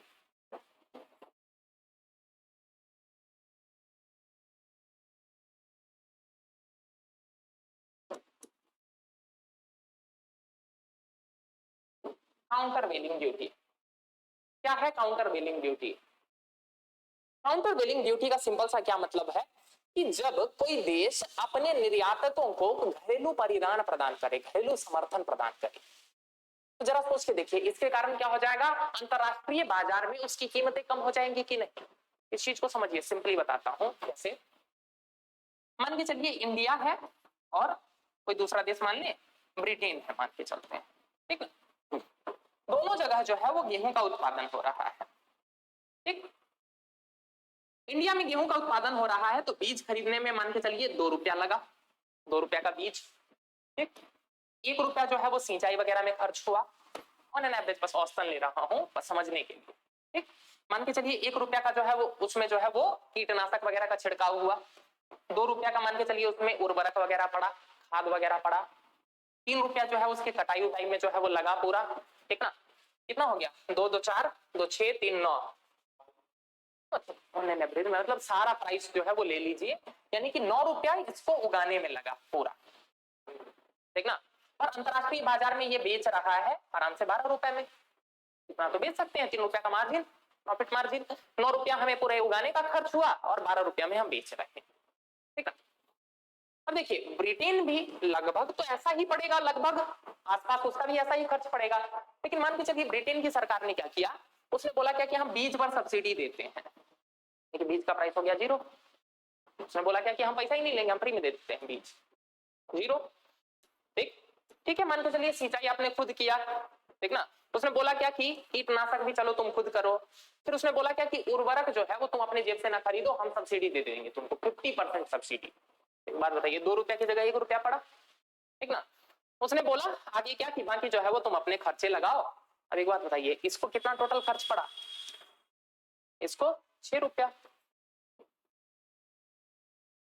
6 रुपया पड़ा ना। अब एक बात बताइए, ये भी 3 रुपया मार्जिन जोड़ के ये अंतरराष्ट्रीय बाजार में 9 रुपया पर बेच सकता है कि नहीं? अब एक बात बताइए, किसका माल बिकेगा? बताओ, ऑब्वियस है जिसका सस्ता। तो यानी कि भारत के उत्पाद के सामने उसकी प्रोडक्ट मतलब कंपिटिटिवनेस ज्यादा हो गई कि नहीं, प्रतिस्पर्धात्मक क्षमता ज्यादा हो गई कि नहीं? इसको कहते हैं क्या? काउंटर वेलिंग। बात समझ में आ रही? इसको कहते हैं कि इसके कारण ये जो एडिशनल एडवांटेज मिल रहा है ना, इसको दूर करने के लिए यदि भारत सरकार या कोई देश जो है ना वो इसके ऊपर जो ड्यूटी लगाएगा ना, तो उसको कहेंगे काउंटर वेलिंग ड्यूटी। तुमने अपने देश में अपने किसानों को या अपने उत्पादकों को खूब सारी छूटें दे रखी है, और इस छूट के कारण क्या हो रहा है, उनका उत्पाद जो है वो हमसे सस्ता हो जा रहा है, तो हम उसको काउंटर बैलेंस करने के लिए क्या करेंगे? क्या करेंगे? तुम्हारे उत्पादों के ऊपर टैक्स बढ़ा देंगे, ठीक ना। तो 9 रुपया का लेके आए थे ना बेचने के लिए, कोई नहीं, इस पर 35% टैक्स, तो कितने का हो गया? तो 12 रुपया, तुम्हारा भी माल का दाम 12 रुपया, मेरे भी माल का 12 दाम, अब जिसकी क्वालिटी बढ़िया वो बिकेगा। बात समझ में आ रहा है? इसको कहते हैं काउंटर वेलिंग ड्यूटी। ये बात भी समझ में आ गया? हाँ, कि घरेलू सहायता, सरकार द्वारा अपने उत्पादकों को दी गई घरेलू सहायता। अब घरेलू सहायता दो तो तुम अपने देश में बिकवाओ ना, तुम अंतरराष्ट्रीय उसको काहे बिकवा रहे हो? अगर अंतरराष्ट्रीय बिकवा रहे हो तब तो फिर वो ट्रेड को डिस्टॉर्ट करेगा, बात समझ में आ रहा ना? वो फेयर ट्रेड को, वो एक स्वस्थ प्रतिस्पर्धा को प्रभावित करेगा, तो उसके विरुद्ध में जो ड्यूटी लगाई जाती है, जो शुल्क लगाया जाता है, उसी को क्या कहते हैं? काउंटर वेलिंग ड्यूटी। अब समझ में आ गया काउंटर वेलिंग ड्यूटी। और सब्सिडीज देना क्यों अपने आप में विवाद का मुद्दा होता है? अब आज के बाद आप जब भी न्यूज पढ़िएगा ना, डब्ल्यूटीओ में हमेशा यही हंगामा चलता रहता है कि भारत सब्सिडी दे रहा है, अमेरिका जो हमेशा मुद्दा उठाते रहता है, बताओ यूरिया पर सब्सिडी दे दिया, इसको रोका जाए। समझ में आ रहा? सारा मुद्दा इसी से संबंधित होता है। लेकिन अब आपको वो न्यूज भी समझ में आएगा कि क्या झगड़ा है, क्यों झगड़ा है, ठीक ना? तो भारत को भी फिर पैर पीछे हटाना होता है कि कोई बात नहीं, तो चलता है ना इंटरनेशनल ट्रेड पर कि रशिया के खिलाफ वोट करो, अगर वोट नहीं करोगे तो हम डब्ल्यूटीओ में मुद्दा उठाएंगे। तो फिर भारत बोलता है कोई नहीं, चलो हम बीच वाले रहेंगे, न्यूट्रल रहेंगे, तो मुद्दा मत उठाना। यही चलता है। अब अंतरराष्ट्रीय संबंध अब आपको समझ में आने लग जाएंगे। देख लीजिए काउंटर वेलिंग ड्यूटी को भी दो लाइन में। कि घरेलू सहायता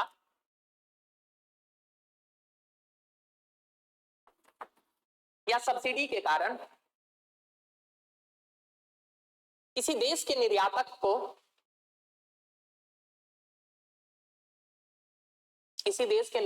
को अन्य देशों के उत्पादकों की तुलना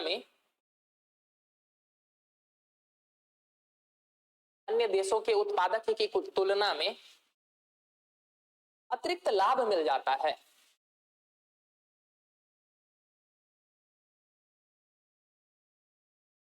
इससे देश का उत्पादन प्रभावित होता है एवं विश्व व्यापार पर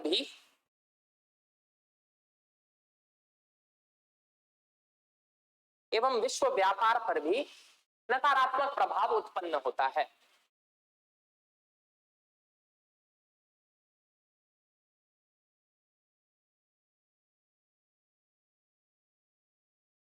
निर्यातक देश द्वारा ऐसे उत्पादों पर लगाए जाने वाले आयातक देश द्वारा ऐसे उत्पादों पर लगाए जाने वाले अतिरिक्त शुल्क को काउंटर वेलिंग ड्यूटी कहते हैं। शुल्क को ही काउंटर वेलिंग ड्यूटी कहते हैं। Got the point? की बात भी समझ में आ गया? हाँ, चलिए जब ये भी समझ में आ गया तो आगे बढ़ते हैं। अब जरा बात को समझिए। डब्ल्यूटीओ का एक महत्वपूर्ण एग्रीमेंट हुआ था कब? 2001 में, जिसको कहते हैं दोहा डेवलपमेंट राउंड। ये कहां हुआ था? दोहा। कतर की राजधानी है दोहा। तो दोहा में 2001 में डब्ल्यूटीओ का एक मिनिस्ट्रियल कॉन्फ्रेंस हुआ। 2001 दोहा।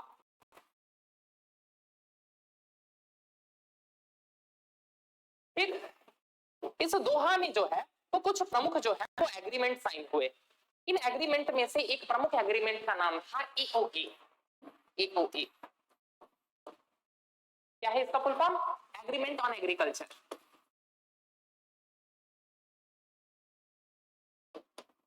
ऑन एग्रीकल्चर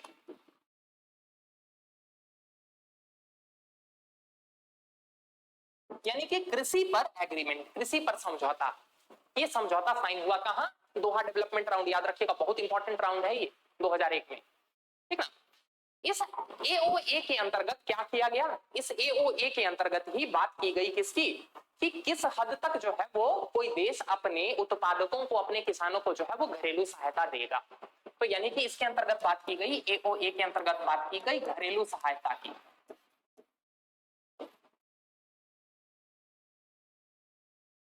इसकी बात की गई घरेलू सहायता की, ठीक ना?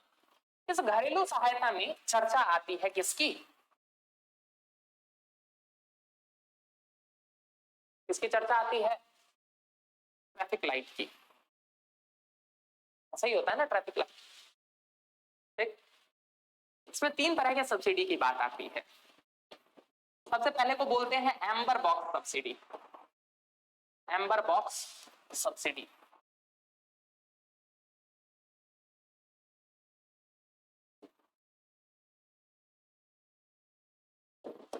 दूसरे को कहते हैं ब्लू बॉक्स सब्सिडी और तीसरे को कहते हैं ग्रीन बॉक्स सब्सिडी।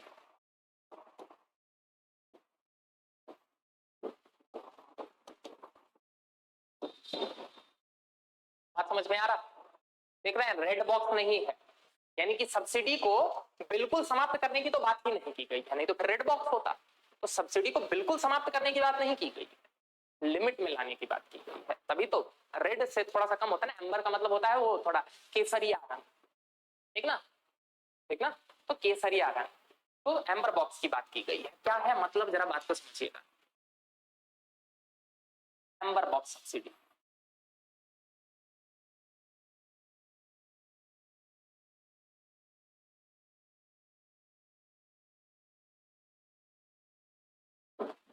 अब आपको ये तो जरूर समझ में आ गया होगा कि यदि कोई देश अपने उत्पादकों को सब्सिडी देता है तो इससे अंतरराष्ट्रीय व्यापार पर प्रभाव उत्पन्न होता है। ये बात तो आपको समझ में आ गई है ना।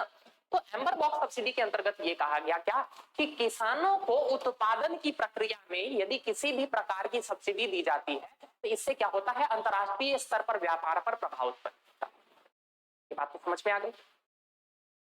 तो ये बोला गया कि एक डी मिनिमस लेवल तैयार करेंगे। ये टर्म भी बार बार पूछा गया है एग्जाम में कि डी मिनिमस लेवल का क्या मतलब है या ये किससे संबंधित है। डी मिनिमस लेवल यानी कि वो न्यूनतम दर जहां तक आप सब्सिडी दे सकते हैं, मतलब वो मतलब इससे ज्यादा सब्सिडी नहीं देना है, मैक्सिमम इतना ही सब्सिडी दो, उस स्तर को कहते हैं डी मिनिमस लेवल। ये टर्म भी याद रखिएगा, बहुत बार आपको न्यूज़पेपर में देखने को मिलेगा। आज के बाद जो है ना, जब कभी भी डब्ल्यूटीओ वगैरह पर से संबंधित कोई विवाद उत्पन्न होता है ना, कुछ भी होगा, एक बार न्यूज़पेपर में पढ़ के देखिएगा, आपको हर आर्टिकल में ये टर्म देखने को मिल जाएगा। बात समझ में आ रहा? सारा मुद्दा इसी से संबंधित रहता है। डी मिनिमस लेवल, मुद्दा क्या है डी मिनिमस लेवल का, पॉइंट समझिएगा। बात क्या कहा गया है कि जो विकसित देश हैं यानी कि जो डेवलप्ड कंट्रीज हैं, ये अपने कुल उत्पादन का 5% तक जो है वो क्या कर सकते हैं, सब्सिडी दे सकते हैं। मान के चलिए कि पूरे साल भर में 1 क्विंटल ही गेहूं का उत्पादन हुआ और 1 क्विंटल गेहूं की कीमत जो है वो कितनी है, मान के चलिए 10 रुपया है 1 किलो की, तो 100 गुना 10 यानी कि 1000 रुपया। तो विकसित देश को कहा गया है कि 1000 रुपया का टोटल प्रोडक्शन हुआ तो तुम 50 रुपया तक ही सब्सिडी दे सकते हो। पॉइंट समझ में आ गया? टोटल उत्पादन का 50%, 5%। विकासशील देशों के लिए ये डी मिनिमस लेवल क्या है, विकासशील देशों के लिए ये डी मिनिमस लेवल है 10%। यानी कि भारत जैसे विकासशील देश है वो कितना दे सकते हैं, वो 10% तक दे सकते हैं। ये बात समझ में आ गया, डी मिनिमस लेवल समझ में आ गया। सारा झगड़ा इसी से संबंधित, सारा झगड़ा इसी से संबंधित। भारत अक्सर जो है वो इसको ब्रीच कर देता है और अमेरिका जो है वो फिर जो है वो खड़ा हो जाता है झंडा लेके, क्या कि क्या बोलते हैं, तुमने जो है वो हमारा डी मिनिमस लेवल ब्रीच किया एंड ऑल दैट, ठीक ना। तो ये मुद्दा बहुत लंबे समय से चल रहा था। मुद्दा इसमें क्या है ना कि जब ये साइन हुआ ना तो उस टाइम ये डिसाइड किया गया, उस टाइम ये बोला गया कि हम जो मूल्य कैलकुलेट करेंगे ना तो इसमें हम प्राइस कौन सा मानेंगे, 1986 से लेकर 88 में जो प्राइस था हम उस प्राइस को मानेंगे। बात समझ में आ रहा? तो सुनकर हंसी आ रही होगी, बिल्कुल ये सच्चाई है। भारत इसी कारण से जो है वो तो मुद्दा उठाते रहता है। एक बात बताओ, कौन सा नशा करके आए हो कि तुम 86 और 88 के प्राइस को ले रहे हो, तुम 2023 में हो। बात समझ में आ रहा? 86 88 में भारत में उत्पादन ही बहुत कम होता था तो हमारा प्राइस कम रहता था। बात समझ में आ रहा? विकसित देशों में प्राइस ज्यादा है तो उनका ज्यादा प्राइस का 5% ना, तो उनका 5% ज्यादा हो जाता है। हमारा उस टाइम प्राइस ही कम था तो 10% जो है वो हमारा कम रहता है। देखने में लग रहा है कि 5% 10%, लेकिन हमारा कम रह जाता है। तो विवाद यही है कि वो लोग 86 88 के प्राइस को माने बैठे हैं। ये पॉइंट समझ में आ रहा है? दूसरा मुद्दा क्या है इसी से संबंधित, अब यही विवाद चल रहा था, हम बार बार जो है वो इसको ब्रीच करते थे और बार बार जो है ये मुद्दा उठता था। तो इसी संदर्भ में क्या हुआ, पीस क्लॉज साइन हुआ। पीस क्लॉज हुआ, ये भी टर्म आपको बार बार देखने को मिलेगा।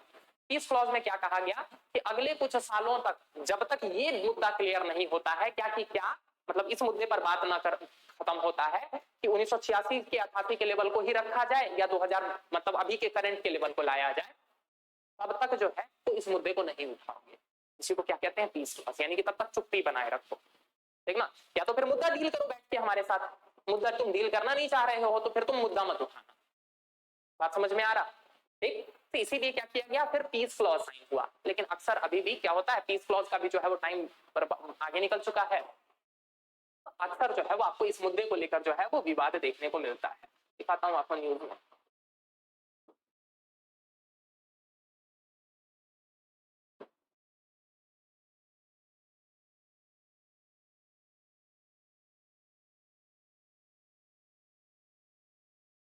देख रहा, amber box, blue box, green box.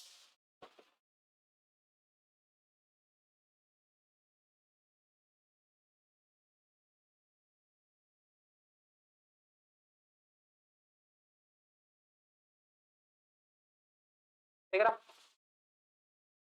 देख रहा, 5%। डी मिनिमिस लेवल डेवलपिंग कंट्री को कितना है, 10%। एम्बर बॉक्स के अंतर्गत थी। देख रहा, लिखा हुआ। देख रहा, डोमेस्टिक सपोर्ट इन एग्रीकल्चर, वही तो लिखा ना, घरेलू समर्थन agreement on agriculture, WTO official website है। आर्टिकल 16 के अंतर्गत ये देखिए, threshold of 5% for developed countries and 10% for developing nation. दिख रहा कौन कौन जो है इसमें है, ये बात समझ में आ गया ना? ये दिख रहा, ट्रैफिक लाइट साइड में बना हुआ है ना, अब क्लियर है? एम्बर बॉक्स, अरे एम्बर बॉक्स समझ में आ गया? यानी कि इतना तक तुम सब्सिडी दे सकते हो, लेकिन अक्सर बताया ना ये विवाद का मुद्दा बना रहता है। ठीक, ये तो क्लियर हो गया। दूसरा है इसके बाद कौन सा, इसके बाद है blue box.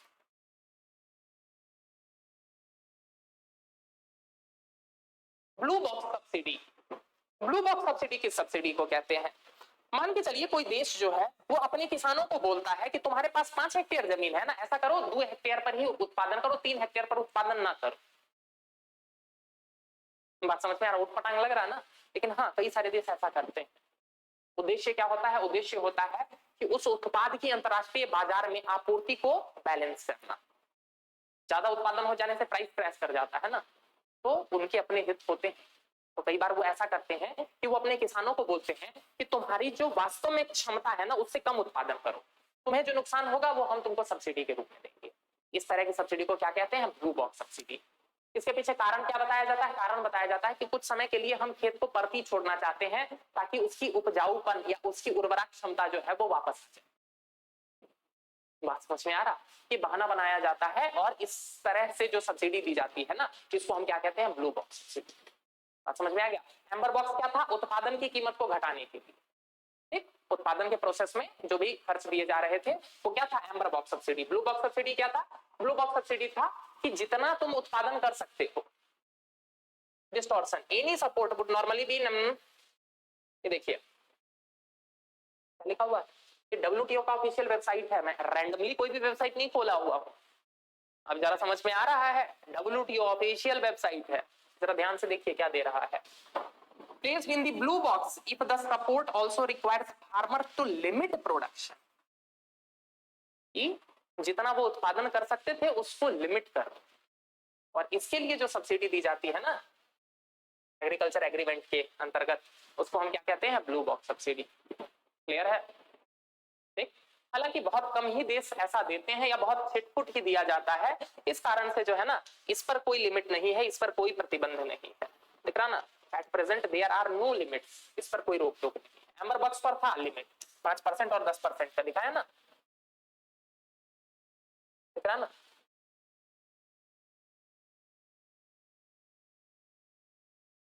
agreement as all domestic support except those in blue or green boxes support prices directly related to production and quantities, कि उत्पादन की प्रक्रिया में सरकार द्वारा जो जो सब्सिडी दी जाती है, जैसे कि अगर मान के चलिए बिजली पर सब्सिडी दे दी, भारत में चलता है ना बिजली पर सब्सिडी, या मान के चलिए उर्वरक पर सब्सिडी दे दी, कीटनाशक पर सब्सिडी दे दी, बीजों पर सब्सिडी दे दी, ठीक ना, इन सब पर जो सब्सिडी दी जाती है वो सारी किसमें आती है? वो सारी आएगी एम्बर बॉक्स में। और इसमें क्या है? डी मिनिमस लेवल क्या है?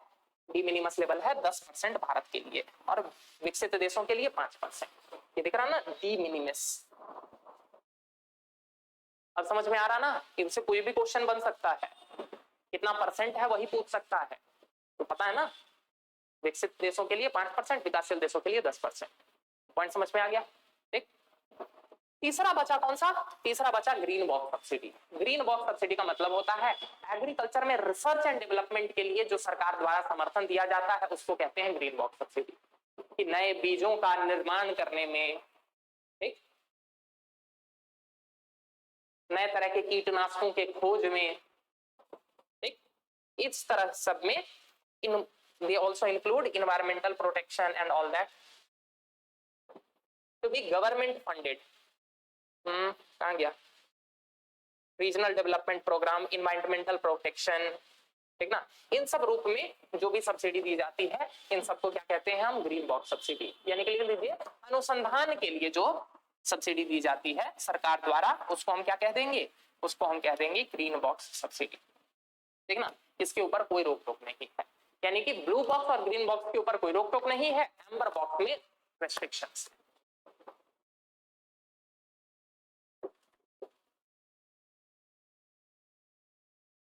ये बात समझ में आई ना? तो ध्यान रखिएगा एग्जाम्स में पूछा जाएगा ये, ठीक। इसके अलावा दोहा डेवलपमेंट राउंड में एक तो एओए साइन हुआ, एग्रीमेंट ऑन एग्रीकल्चर, दूसरा इसी के अंतर्गत साइन हुआ था, उसका नाम था नामा। नामा का मतलब था नॉन एग्रीकल्चरल मार्केट एक्सेस, ठीक ना। यानी कि देखिए एग्रीमेंट ऑन एग्रीकल्चर का क्या मतलब है कि वे वस्तुएं जो एग्रीकल्चर से संबंधित हैं लेकिन जो एओए का हिस्सा नहीं है उनको बोला गया नॉन एग्रीकल्चरल मार्केट एक्सेस। यानी कि ऐसे उत्पाद जो नॉन एग्रीकल्चर नेचर के हो, नाम में ही है non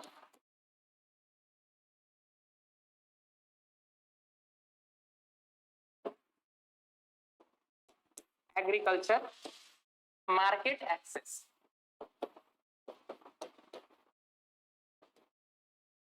non agriculture market access नामा मतलब क्या है?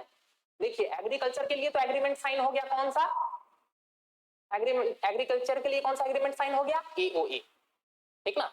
लेकिन कई सारे ऐसे भी तो उत्पाद हैं जो कृषि आधारित नहीं है, उनके लिए एक अलग एग्रीमेंट साइन हुआ, उसका क्या नाम था? नामा। नामा में क्या कहा गया कि यही कि सदस्य देश जो है वो सभी को एक दूसरे को मोस्ट फेवर्ड नेशन का दर्जा देंगे और उनके साथ वस्तुओं के व्यापार में किसी भी प्रकार का भेदभाव नहीं करेंगे। यानी कि इस नामा के अंतर्गत ही एमएफएन की बात की गई थी, बता चुका हूं मैं। मोस्ट फेवर्ड नेशन वो इसी के अंतर्गत की गई थी कि वस्तुओं के व्यापार में जो है वो किसी के साथ भेदभाव नहीं करना, ठीक। तो ये तो था नामा, कि किसी के अंतर्गत हम वही 2001 दोहा डेवलपमेंट राउंड। एक और एग्रीमेंट इसी के अंतर्गत साइन हुआ था जिसका नाम था गैट्स, ठीक। गैट्स क्या था? General agreement on trade in services.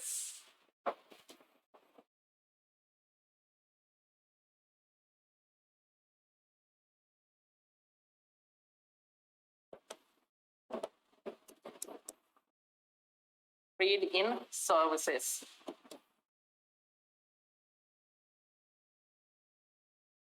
General agreement on trade in services.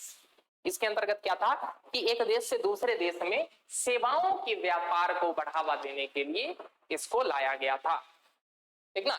यही एग्रीमेंट है जो डब्ल्यूटीओ को जो है वो किससे बनाता है? अलग बनाता है, ठीक ना। डब्ल्यूटीओ को किससे अलग बनाता है? गैट से अलग बनाता है। क्यों? क्योंकि गैट में जो है वो सर्विसेज की कोई बात ही नहीं होती थी। याद आ रहा है दया जी? हाँ, तो उसी के अंतर्गत इस नए वाले डब्ल्यूटीओ के अंतर्गत क्या किया गया? गैट्स साइन किया गया, ठीक ना। इसके अंतर्गत जो है वो नेशनल ट्रीटमेंट की अवधारणा लाई गई। क्या है नेशनल ट्रीटमेंट?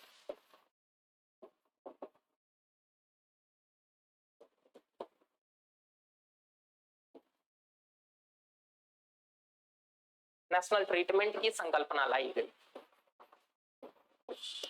ये सब खूब पूछे जाते हैं कि एमएफएन की संकल्पना जो है वो किसके अंतर्गत आती है? तो आपको पता होना चाहिए नामा के अंतर्गत आती है। नेशनल ट्रीटमेंट की संकल्पना किसके अंतर्गत आती है? तो आपको पता होना चाहिए गैट्स के अंतर्गत आती है। तो आपके दिमाग में आ रहा होगा कि सर वो तो ठीक है लेकिन जरा ये भी तो बता दीजिए कि इस नेशनल ट्रीटमेंट का मतलब क्या है? नेशनल ट्रीटमेंट का सिंपल सा ये मतलब है कि तुम अपने देश के कंपनियों को जैसे ट्रीट करते हो वैसे ही बाकियों को भी ट्रीट करो। इसको क्या कहेंगे, नेशनल ट्रीटमेंट। यानी कि एक देश जो है वो अपने घरेलू सेवा प्रदाता कंपनियों को जिस रूप में ट्रीटमेंट देता है वैसे ही वो विदेशी सेवा प्रदाता कंपनियों को भी दे। इस संकल्पना को कहते हैं नेशनल ट्रीटमेंट। समझ में आया कि एक देश, इसको लिख लीजिएगा, एक देश घरेलू एवं विदेशी सेवा प्रदाता कंपनियों के साथ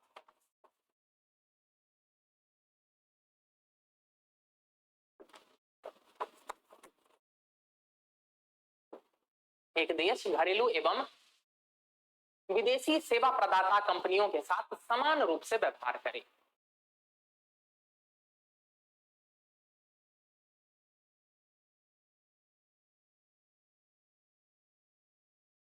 ठीक ना, ये हो गया आपका कैच। यहां तक बात समझ में आया?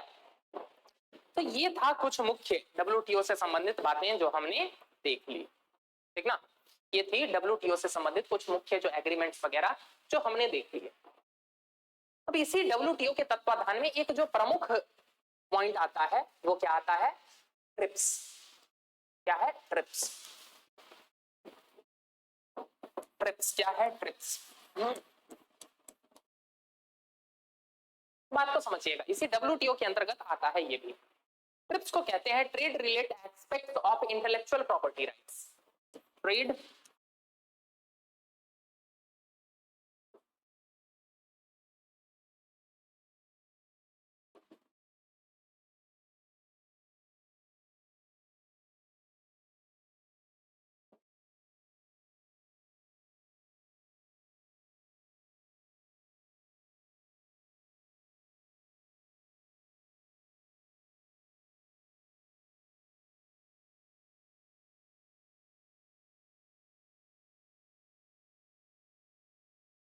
Trade related aspects of intellectual property right.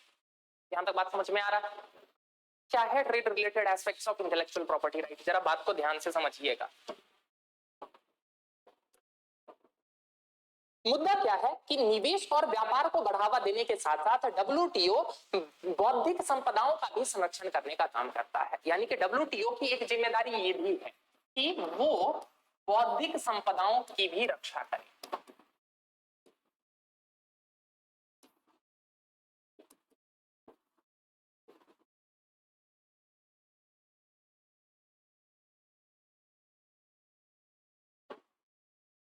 बौद्धिक संपदा का क्या मतलब है? बौद्धिक संपदा का मतलब है कि कोई किसी एक का वो बौद्धिक अधिकार है जिसका प्रयोग कोई और ना कर ले। बात समझ में आया? टार्जन द वंडर कार देखी है मूवी? हाँ हाँ, अरे वो अजय देवगन वाली।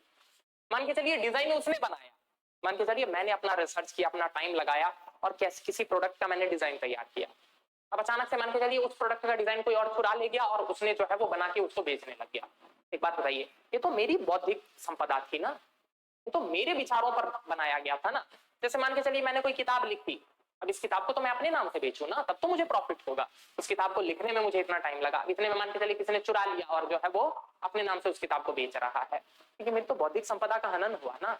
जैसे मान के चलिए मैंने कोई गाना कंपोज किया लेकिन किसी दूसरे ने चुरा लिया वो गाना और वो अपने फिल्म में चला रहा है, उसको से जो है वो कमा रहा है, ये तो बौद्धिक संपदा अधिकार का उल्लंघन हुआ ना। बात समझ में आ रहा? तो डब्ल्यूटीओ की एक जिम्मेदारी बौद्धिक संपदाओं को संरक्षण प्रदान करना भी है। इस बौद्धिक संपदा को संरक्षण प्रदान करने के लिए जो है वो क्या किया जाता है, क्या किया जाता है कि ट्रिप्स कानून के अंतर्गत कई अलग अलग तरीके के उपकरणों का प्रयोग किया जाता है। ये बौद्धिक संपदा कौन कैसे होते हैं? जो नवाचारी प्रकृति के हों, सबसे पहली बात तो जो किसी एक मस्तिष्क की उपज हो, अपने आप में नया हो, ऐसा ना हो क्या कि कहीं से कॉपी पेस्टेड हो। बात समझ में आ रहा? बौद्धिक संपदा का क्या मतलब है? जो नए हो, नवीन हो, जो किसी के मस्तिष्क की उपज हो।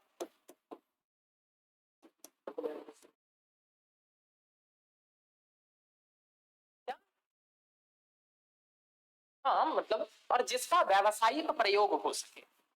तो अगर इसका कोई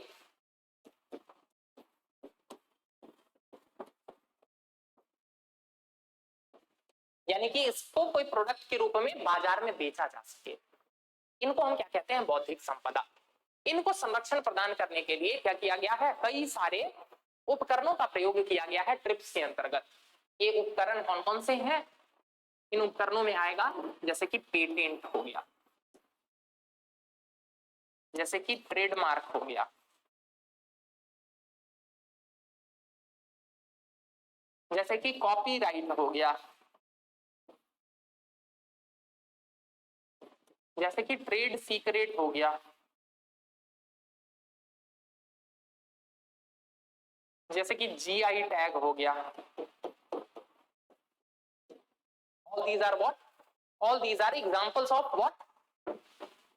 बौद्धिक संपदा अधिकार। They are example of intellectual property rights.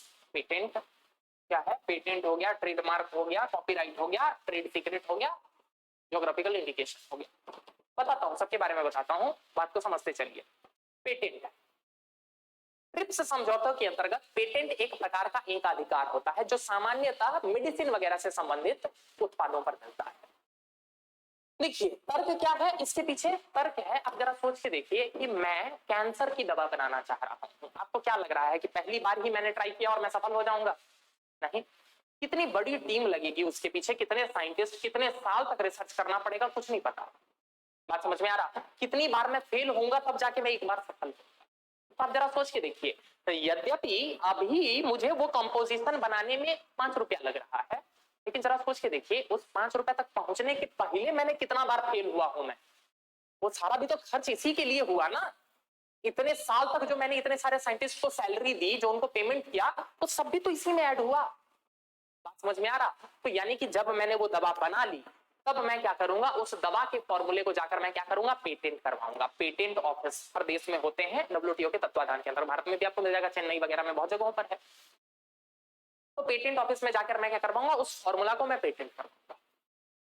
अब जब मैंने उसको पेटेंट करवा लिया, तो अगले 20 साल तक उस फॉर्मूले का यूज करके दवा बनाने का अधिकार केवल मेरे पास है। बात समझ में आ रहा? कोई भी दूसरा आदमी उस फॉर्मूले पर दवा नहीं बना सकता है। क्यों? क्योंकि इसका पेटेंट मेरे पास है। बात समझ में आ रहा? यदि कोई दूसरी कंपनी बनाना चाहती है तो उसको मेरे से परमिशन लेना पड़ेगा, मेरे को उसको रॉयल्टी पे करना पड़ेगा। बात समझ में आ रहा? देखना, पर मैं क्या करूंगा, मान के चलिए 5 रुपया उसका कॉस्ट है, लेकिन मैं उसको आराम से 500 रुपए में बेचूंगा। क्यों? क्योंकि ब्रांडेड दवा, पेटेंटेड दवा। तो बात समझ में आ रहा? क्यों? क्योंकि मुझे वो बाकी वाला भी तो कॉस्ट निकालना है ना। तो देखिए बहुत बहुत महीन लाइन है इसमें। अब केवल आप अपना खर्चा निकालने तक ही सीमित रहे तब तो बात ठीक है, लेकिन फिर वही बात है ना कि कंपनीज जो है वो लोभ लालच, ठीक ना, जरूरत से ज्यादा जो है वो प्रॉफिट कमाने के चक्कर में जो है वो ऐसी कीमतें रखते हैं जो हेल्थ से संबंधित मुद्दा है ना। तो वही बात है, इसी सब चीजों को तो रेगुलेट करने की जरूरत है ना, इसी सब चीजों को तो रेगुलेट करने की जरूरत है। लेकिन हाँ, 20 साल तक जो है वो उसके पास उसका अधिकार होता है, जिसको हम क्या कहते हैं, पेटेंट। पेटेंट समझ में आ गया? ठीक है, लिख लीजिए 2 लाइन में, लिख लीजिए। यह एक प्रकार का एक अधिकार है, यह एक प्रकार का एक अधिकार है जो किसी वस्तु, प्रौद्योगिकी, रसायन, दवा इत्यादि के आविष्कारक को दिया दिया जाता है।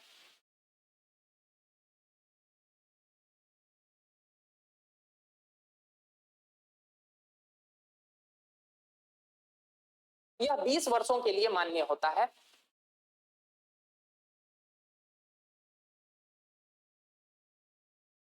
बीस वर्षों के लिए मान्य होता है। इस अवधि में, इस अवधि में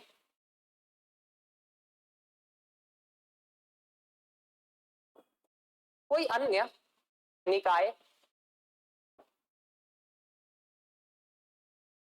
उस उत्पाद का उत्पादन पेटेंट धारक की अनुमति के बिना, उस उत्पाद का उत्पादन पेटेंट धारक की अनुमति के बिना नहीं कर सकता।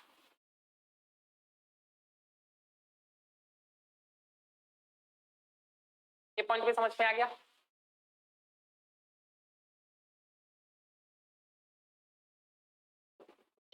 इसी से संबंधित 2 और मैं बता दे रहा हूं, वैसे वो मेरे अधिकार में नहीं है, इकोनॉमिक्स में नहीं आता है, साइंस एंड टेक में पढ़ना है आपको, लेकिन चूंकि चर्चा चल रही है तो बता दे रहा हूं ताकि आप लोग जब साइंस एंड टेक में पढ़िए तो वहां लिंक हो जाए। इसी से संबंधित दो संकल्पनाएं हैं। पहले को हम कहते हैं एवर ग्रीनिंग ऑफ पेटेंट, ठीक ना, लिख लीजिए एवर ग्रीनिंग ऑफ पेटेंट।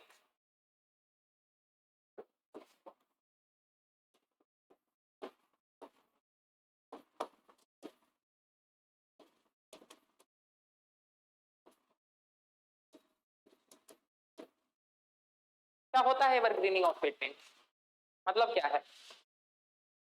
मान के चलिए मैंने जुकाम की कोई दवा बनाई, जुकाम सर्दी जुकाम के लिए कोई दवा बनाई, ठीक, 20 साल के लिए पेटेंट मिल गया, 30 साल के लिए उस दवा को मैं ही बेच सकता हूं, ठीक। अब देखिए 20 साल खत्म होने वाला है, जैसे ही 20 साल खत्म होगा ना उस फॉर्मूले को पब्लिक डोमेन में डाल दिया जाता है। जैसे ही 20 साल खत्म होता है ना तो पेटेंट ऑफिस क्या करेगा, उस फॉर्मूले को आम पब्लिक के लिए दे देगा। फिर क्या होती है, ये सारी कंपनियां जो जेनरिक मेडिसिन वाली होती हैं, हम उस फॉर्मूले को उठाती हैं और फिर क्या करती है, उस पर जेनरिक मेडिसिन बनाती है। अब जरा देखिए, क्योंकि इनको रिसर्च करने का तो खर्च हुआ नहीं, इनको तो केवल रॉ मटेरियल कॉस्ट लग रहा है, इस कारण से ही जेनरिक दवाइयां जो होती है वो इतनी सस्ती। समझ में आया जेनरिक दवाइयां क्यों सस्ती होती हैं, ठीक। और एक बात समझ लीजिए, जेनरिक दवा होने का मतलब ही होता है कि वो बिल्कुल सेम फॉर्मूला पर बेस्ड होगा और बिल्कुल सेम इफेक्टिवनेस रखेगा। इस बात को दिमाग में बैठा लीजिए। अगर किसी दवा का कोई जेनरिक मेडिसिन है यानी कि दोनों की प्रभाव क्षमता एकदम बराबर होगी।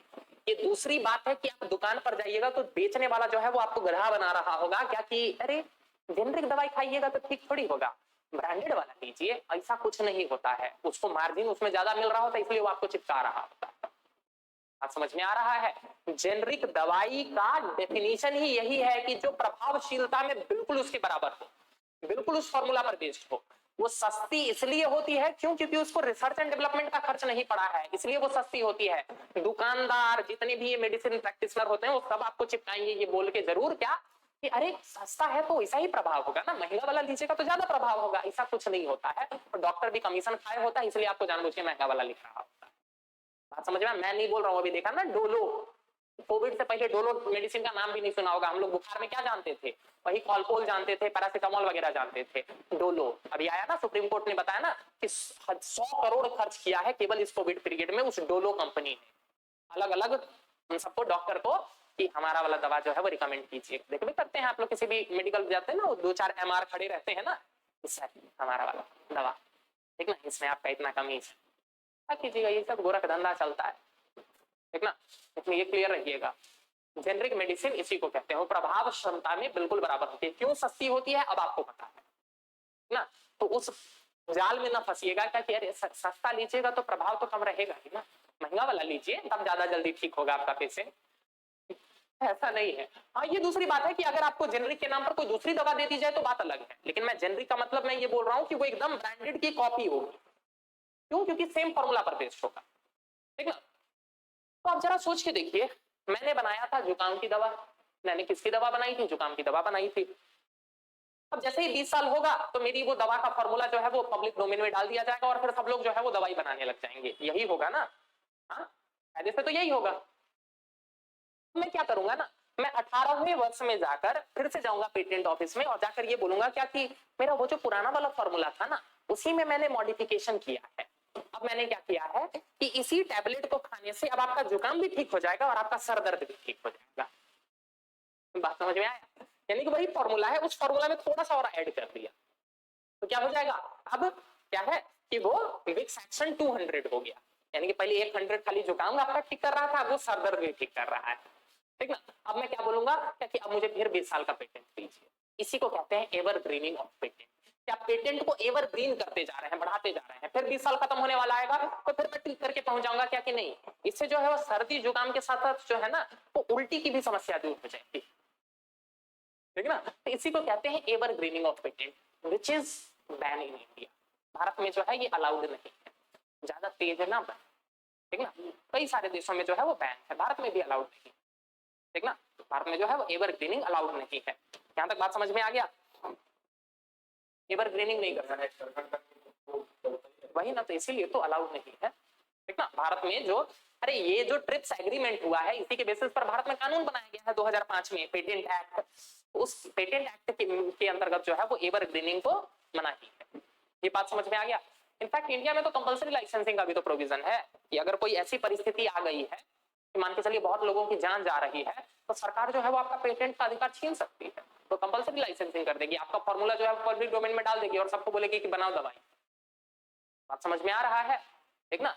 तो भारत में एवरग्रीनिंग का प्रोविजन नहीं है और भारत में कंपलसरी लाइसेंसिंग का प्रोविजन है, ठीक ना।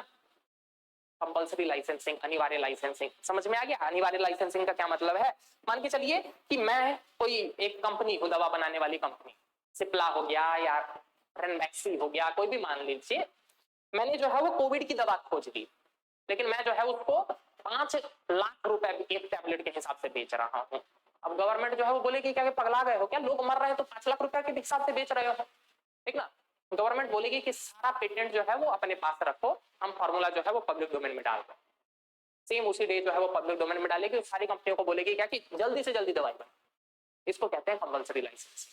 यानी कि यदि सरकार को ऐसा लगे कि कीमत जो है वो जरूरत से बहुत ज्यादा है और लोगों की जान माल का बहुत ज्यादा नुकसान हो रहा है, तो सरकार ऐसे परिस्थितियों में कंपलसरी लाइसेंसिंग कर सकती है। ये भी प्रावधान भारत के पेटेंट कानून के अंतर्गत विद्यमान है। यहां तक बात समझ में आ रही, नई चीजें सीखने को मिल रही है, ठीक। तो ये है पेटेंट, ये पॉइंट तो समझ में आ गया। इसी से संबंधित अगला एवरग्रीनिंग ऑफ पेटेंट भी समझ में आ गया, ठीक ना। साथ ही साथ आप लोगों को कंपलसरी लाइसेंसिंग भी समझ में आ गया।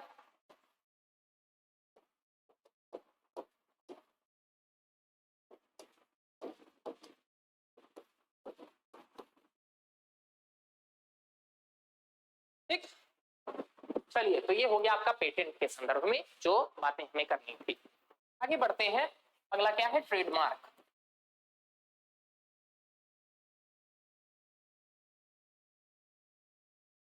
क्या होता है ट्रेडमार्क? ये भी अपने आप में एक तरह का बौद्धिक संपदा अधिकार होता है।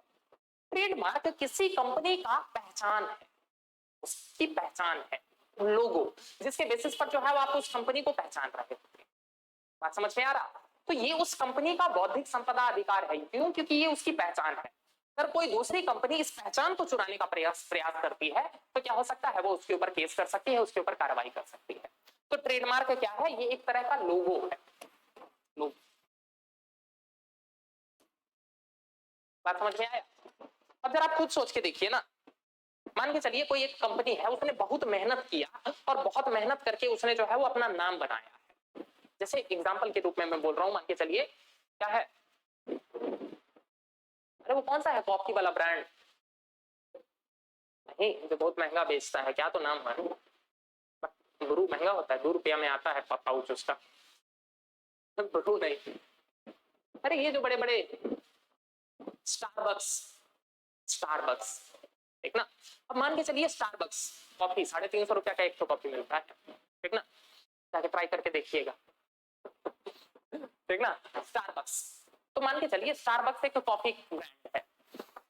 अब मान के चलिए उसने इतना लंबा समय लगाया है, वो एक अपना पर्टिकुलर टेस्ट मेंटेन रखता है, वो एकदम रॉ मटेरियल लाता है, बिल्कुल बिना प्रोसेसिंग के, अपना जो भी है उसका उसने अपनी पहचान बनाई है ना, ठीक ना। स्टारबक्स उसकी अपनी आइडेंटिटी है, उसका अपना पहचान है। जरा सोच के देखिए, भारत में क्या हो गया, कोई ठेला लगाया और उसने अपने ठेले पर लगा दिया स्टारबक्स का लोगो और मान के चलिए 100 रुपया में ही बेच रहा है। तो एक बात बताइए, ये तो उसकी पहचान चुराना हुआ ना। बात समझ में आ रहा। अब जरा सोच के देखिए, मैं गया स्टारबक्स सोच के और मैं पिया और मुझे उसका टेस्ट खराब लगा, तो मैं तो ये समझूंगा ना कि यार स्टारबक्स लग रहा है अच्छी कंपनी नहीं। एक बात बताइए, उस कंपनी को नुकसान हो रहा है ना इसके कारण, ठीक। तो इसको कहते हैं ट्रेडमार्क, कि हर कंपनी की जो पहचान है, उसका जो लोगो है, दैट इज हिज आइडेंटिटी, ठीक ना।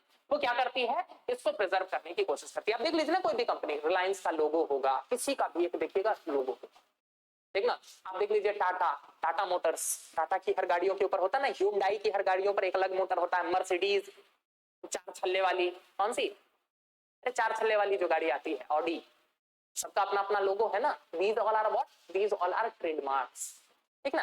ये सारे क्या है, ट्रेडमार्क होते हैं, ठीक। ट्रेडमार्क पर एक कंपनी का अधिकार जो है वो 10 वर्षों के लिए दिया जाता है, 10 साल के बाद जो है उसको रिन्यू करवाना होता है, हर 10 साल में आप रिन्यू करवाते रहिए, ठीक ना।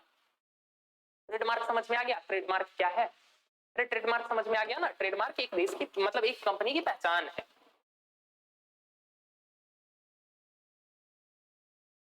आज उमस बड़ी अजीब हो रही है ना।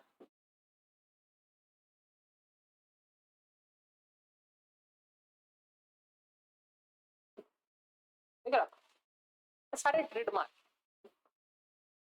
देख रहा, कोको कोला का ये हो गया, ये एप्पल का ये ट्रेडमार्क है, सैमसंग का ये ट्रेडमार्क है, देखिए ये स्टारबक्स का है, यही है स्टारबक्स का ट्रेडमार्क। बात समझ में आ गया?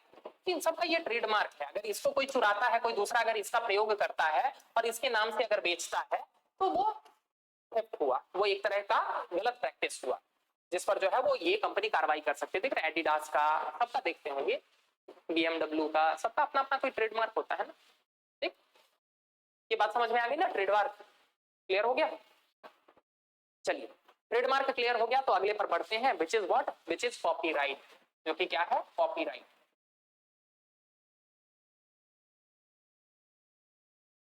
अगला क्या है? कॉपीराइट।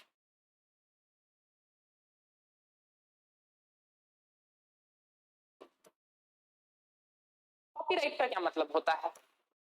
ये भी एक प्रकार का अधिकार है, एक अधिकार है जो लेखनी हो गया या कोई संगीत हो गया या किसी आर्ट फॉर्म, कोई चित्र वगैरह, इन पर दिया जाता है। बात समझ में आया? जैसे मान के चलिए मैंने कोई किताब लिखी है, तो ये इस किताब का कॉपीराइट मेरे पास है। बात समझ में आ रहा? कि मेरे पूरे जीवन काल तक मेरे पास रहेगा, यानी कि मेरे मरने के बाद भी, या जब तक मैं जीवित हूं तब तक ये किताब जितनी बिकेगी ना, उसका एक पर्टिकुलर अमाउंट मुझे मिलता रहेगा। बात समझ में आ रहा? इसको कहते हैं कॉपीराइट। बात समझ में आया? मैंने कोई गाना लिखा है या कोई गाना बनाया है, जितने भी जगहों पर उस गाने का यूज किया जाएगा, चाहे किसी फिल्म में यूज किया जाए, किसी शो में यूज किया जाए, तो मुझे कुछ ना कुछ उसका कमीशन मिलता रहेगा। बात समझ में आया? इसको कहते हैं हम कॉपीराइट। ठीक, ठीक, आप कॉपी करेंगे तो उसके बदले में मेरे पास अधिकार है, आप मुझे कुछ भुगतान करेंगे। बात समझ में आया? इसको क्या कहते हैं हम? कॉपीराइट। ठीक, लिख लीजिए इसको भी एक दो लाइन में, कि यह किसी प्रकाशित लेखनी, संगीत,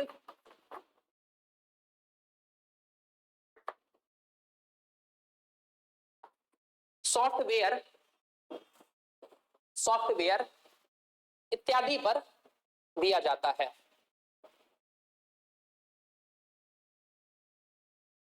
दिया जाता है। यह अधिकार लेखक को उसके जीवन पर्यंत, यह अधिकार लेखक को उसके जीवन पर्यंत और उसकी मृत्यु के उपरांत 60 वर्षों के लिए दिया जाता है। उत्तराधिकारी को, मृत्यु के उपरांत उसके उत्तराधिकारी को 60 वर्षों के लिए दिया जाता है।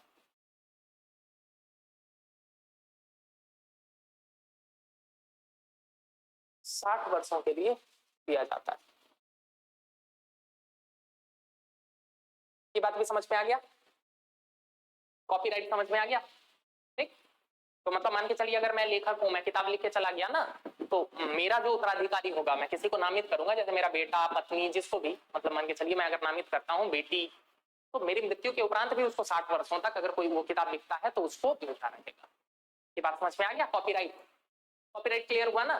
तो अब जरा सोच के देखिए ना, वो किताब लिखने में मेरी बौद्धिक क्षमता है ना, मैंने उस चीज को तैयार किया है, तो मुझे कुछ ना कुछ अधिकार मिलना चाहिए ना उस पर। ये क्लियर है? Copyright clear? चलिए, कॉपीराइट जब क्लियर है तो अगले की तरफ बढ़ते हैं, which is what? Which is trade secret.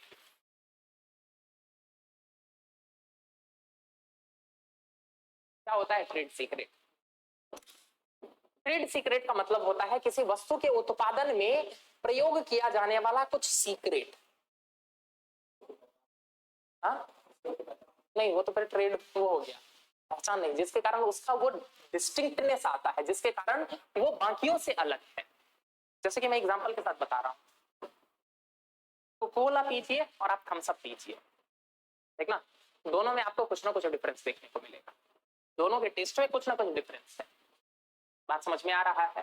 ठीक, इनफैक्ट आपको जानकर आश्चर्य होगा कि कोको कोला जो है ना, वो अपने ट्रेड सीक्रेट को कितने सालों से, लगभग 2 सदी से प्रिजर्व कर रही है।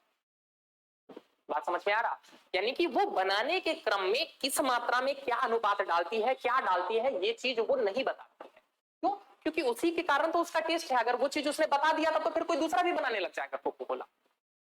बात समझ में आ रहा? हर कंपनी के पास ऐसा कुछ ट्रेड सीक्रेट होता है जिसको वो किसी को नहीं बताती।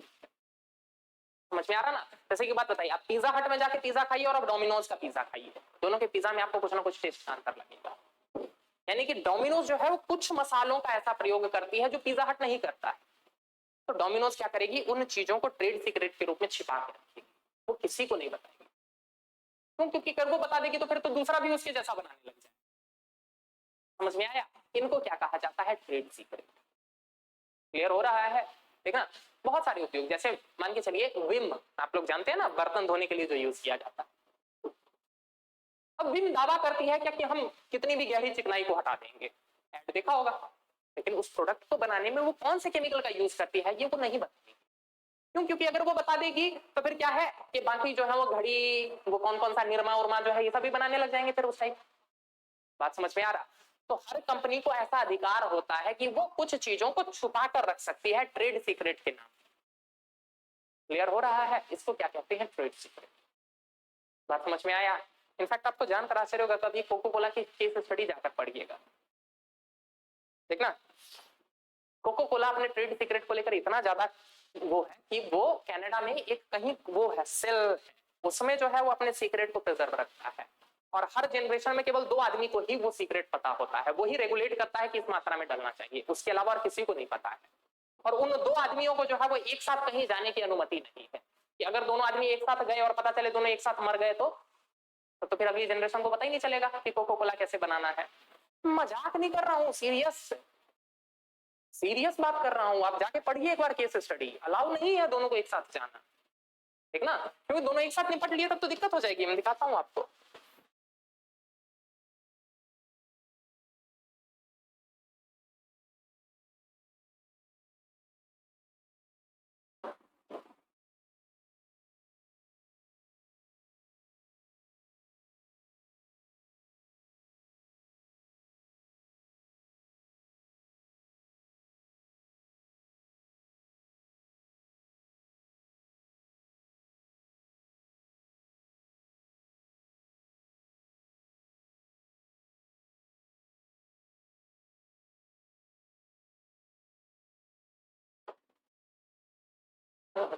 ये देखिए सीक्रेट फॉर्मूला ऑफ, ये दिख रहा, the world's most tightly guarded trade secret, दिख रहा है, सीक्रेट रेसिपी, उसको सेल्फ में वो लोग सेव करके रखते हैं, बताते तक नहीं है। एक मजाक लग रहा है आप लोगों को? ये देखिए नेशनल ज्योग्राफिक का एक डॉक्यूमेंट्री है,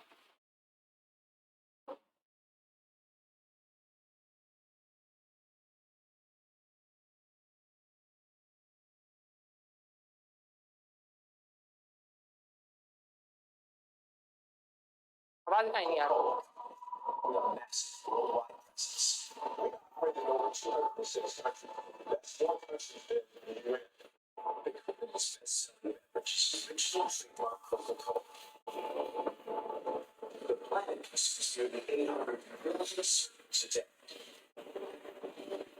Since the product reaches 99% of mankind, despite its worldwide presence, the company itself is primarily one thing: the highly condensed beginnings of a drink known as beverage concentrate. But Coke won't say exactly where they make the concentrate, nor will they allow the modern day filming of its manufacturing process. देख रहे हैं क्या?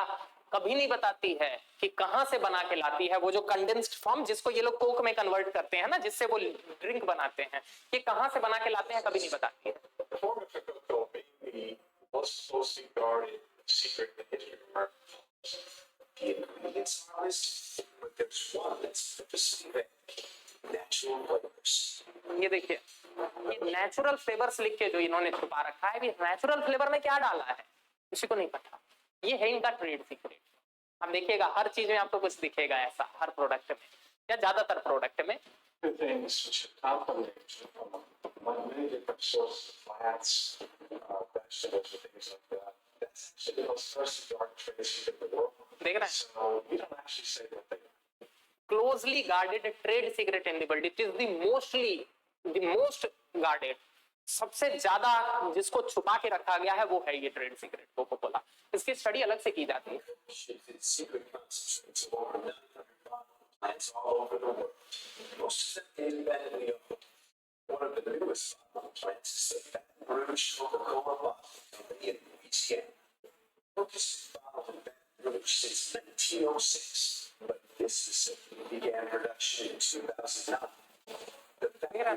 1906 से इसने guard करके रख रखा है, अभी तक किसी को नहीं पता चलने दिया। 4 hours into a finished song by diluting it with water, then adding sweetener and carbonation. Use 2 tubs of concentrate. ये दिख रहा है, ये आता है, ये कैसे बनता है किसी को नहीं पता। Coca-Cola.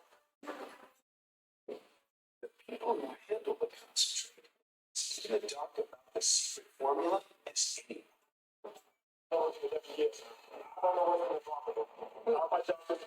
इनको भी नहीं पता है कि कहां से आता है ये। The Coke they make has to taste the same as Coke made by other bottlers around the world.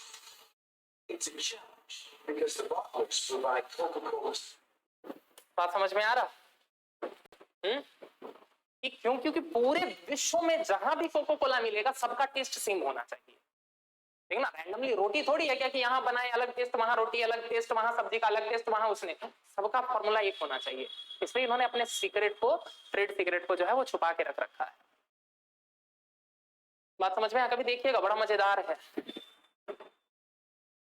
This is the original formula that its creator, Confederate veteran and famed morphine addict John Pemberton used back in the 1880s. The flavor comes from a combination of citric acid, vanilla, lime juice. किसी को नहीं पता है क्या क्या मिलाया है। Coca-Cola's bottling companies, two anonymous employees of the company, the recipe. ये देखिए, मैंने बताया ना कि 2 लोगों को पता होगा, वो दिखा रहा था ना, 2 एनोनिमस।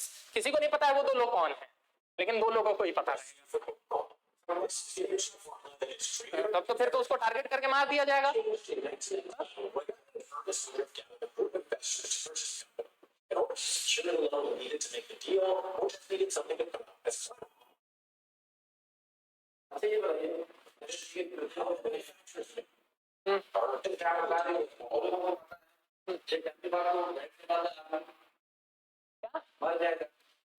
तो उसको तो मरने से पहले दूसरे को सिखा के जाएगा ना, अपने उत्तराधिकारी को बता के। कोई ऐसा नहीं होता है ना। आपको क्या लग रहा है कि इतनी बड़ी कंपनी में एक मालिक थोड़ी होता है, मल्टीपल मालिक होते हैं, जनरेशन आफ्टर जनरेशन चल रहे होते हैं। हाँ, तो वो तो सीईओ वगैरह अपॉइंट किया जाता है, उसको भी फॉर्मूला नहीं पता होगा। यही सब तो आपको अंदाज। हाँ, रिस्क आप अपना, उसका वो कंपनी का वो तरीका है डील करना।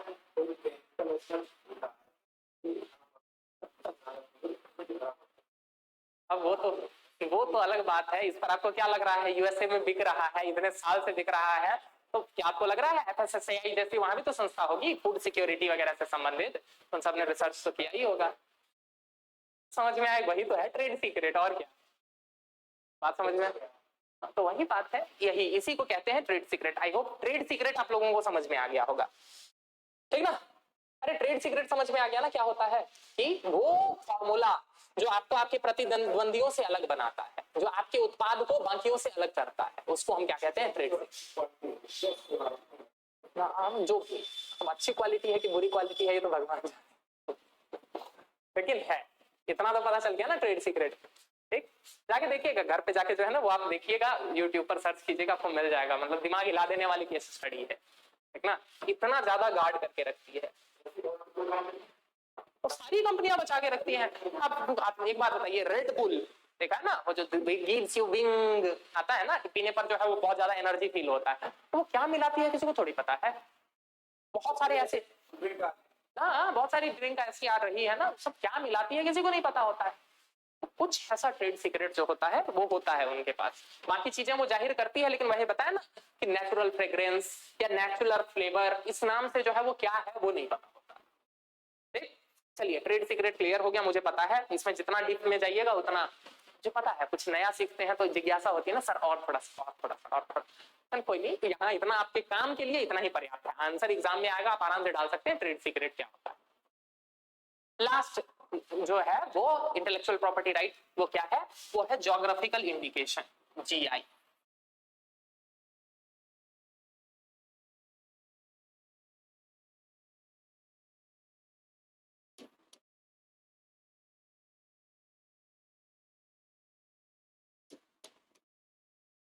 ज्योग्राफिकल इंडिकेशन क्या है? ज्योग्राफिकल इंडिकेशन जरा बात को समझिएगा। कोई वस्तु किसी पर्टिकुलर क्षेत्र में उगने के कारण कोई खास टेस्ट या खास पहचान रखता हो, तो हम क्या कहते हैं, वो एक क्षेत्र से जुड़ा हुआ है, यानी कि वो एक ज्योग्राफी से जुड़ा हुआ है। तो इसके कारण जो उसकी डिस्टिंक्टनेस है, उसकी अलग पहचान है, उसको हम क्या कहते हैं, ज्योग्राफिकल इंडिकेशन। देखिए एक बात बताइए, चाय तो बाकी जगहों पर भी होती है ना, लेकिन दार्जिलिंग चाय अपने आप में अलग है टेस्ट, और वो चाय जो है वो केवल दार्जिलिंग में मिलती है। और दार्जिलिंग क्या है, एक पर्टिकुलर ज्योग्राफिकल रीजन है। तो क्या कहेंगे कि चाय तो सारी है, लेकिन दार्जिलिंग चाय खास है। समझ में आया?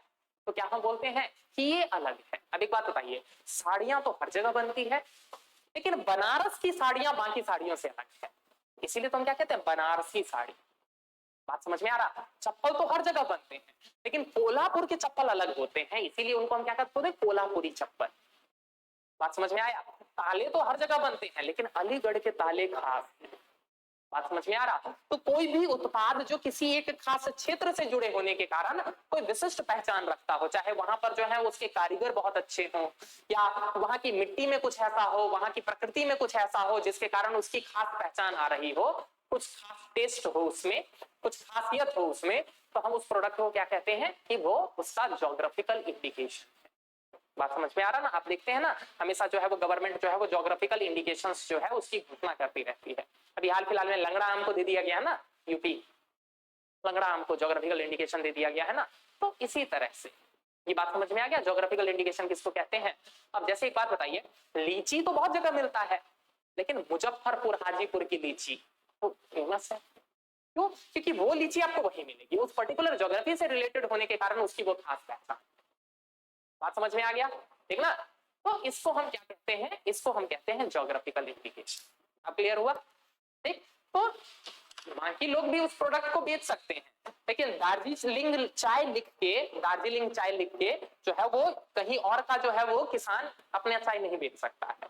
इससे क्या होगा कि उस पर्टिकुलर खास प्रोडक्ट की अंतरराष्ट्रीय बाजार में धीरे धीरे डिमांड बनेगी, धीरे धीरे मांग बढ़ेगी, और जिसके कारण क्या हो जाएगा, उसका मार्केट बनेगा। उद्देश्य क्या है? उद्देश्य है कि उस क्वालिटी को मेंटेन रखना। यहां तक बात समझ में आ गया? ठीक, ये तो क्लियर है ना?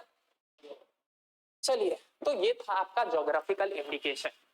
यहां तक बात समझ में आ गई? देखना, तो ये था हमारा पूरा अर्थशास्त्र। देखना, 2.5 महीने पहले जो हमने यात्रा प्रारंभ की थी, उसका यहां पर जाकर अवसान होता है। देखना, हम लोगों ने पूरे डिटेल में पढ़ा। अब जरा सोच के देखिए कहां से हमने बात को अपनी स्टार्ट की थी। इंट्रोडक्टरी क्लास में पढ़ा इकोनॉमिक्स, इकोनॉमी में क्या अंतर है। हमने उसके बाद पढ़ा था क्या कि इंट्रोडक्शन में क्या कि फाइनेंस से ये कैसे रिलेटेड है, मैक्रो इकोनॉमी क्या है, माइक्रो इकोनॉमी क्या है, ये सब हमने देखा। विकास क्या है, समृद्धि क्या है। फिर उसके बाद हम आए थे, हमने पहला चैप्टर देखा राष्ट्रीय आय, जीडीपी, जीबीए, सब कुछ हमने समझा उसमें। ठीक ना? एनडीपी क्या है, नेशनल इनकम किसको कहते हैं, सब कुछ समझा, सकल घरेलू उत्पाद वगैरह। फिर उसके बाद हम आए किस पर, मुद्रास्फीति पर, कि महंगाई क्या है, कैसे कंट्रोल करना है। फिर हम आए मौद्रिक नीतियां हमने समझी। फिर उसके बाद हमने बैंकिंग सिस्टम पढ़ा, पूरा भारत का बैंकिंग तंत्र कैसे है, आरबीआई कैसे रेगुलेट करती है, एनबीएफसी किसको कहते हैं, रीजनल रूरल बैंक किसको कहते हैं, कोऑपरेटिव बैंक किसको कहते हैं, सारे बैंक। ठीक ना? माइक्रो फाइनेंस बैंक किसको कहते हैं, स्मॉल फाइनेंस बैंक किसको कहते हैं, माइक्रो फाइनेंस इंस्टीट्यूशन। ठीक ना? पेमेंट बैंक किसको कहते हैं, पूरा चक्र हमने समझा। इसके बाद हम किस तरफ गए, इसके बाद हम पहुंच गए कहां, इसके बाद हम पहुंच गए थे मनी मार्केट की तरफ। बात समझ में आ रहा? हमने नहीं, मनी मार्केट से पहले हम गए एग्रीकल्चर पढ़ा हमने, फिर इंडस्ट्री पढ़ी हमने, पूरा कृषि तंत्र क्या है भारत में, क्या समस्याएं हैं, उन समस्याओं को दूर करने के लिए क्या किया जा सकता है, क्या किया जा रहा है, सब देखा। इंडस्ट्री पढ़ा हमने। फिर उसके बाद हम आए मनी मार्केट, कैपिटल मार्केट, पूरा शेयर मार्केट समझा हमने, कैसे बॉन्ड काम होता है, कैसे शेयरों का लेन देन होता है। इसके उपरांत हम आए किस पर, कि फिस्कल सिस्टम, सरकार की राजकोषीय नीतियां क्या है, घाटे क्या होते हैं, किस तरह से घाटों को कम किया जा सकता है, बजट क्या होता है, ये सब देखा। फिर उसके बाद हमने कर व्यवस्था को समझा, आयकर क्या है, निगम कर क्या है, जीएसटी क्या है, सब देखा। फिर उसके बाद हम अंतरराष्ट्रीय व्यापार को समझे, और फिर हम अंतरराष्ट्रीय संगठन को भी हमने देख लिया। इसी के साथ क्या होता है, हमारा इकोनॉमी समाप्त होता है। ठीक ना? तो यहाँ पर हम इकोनॉमी को अलविदा कहते हैं। ठीक, और फिर हम मिलेंगे आगे किसी और सब्जेक्ट के साथ, किसी नए रूप में। तब तक के लिए आप सभी का बहुत बहुत धन्यवाद। रोका।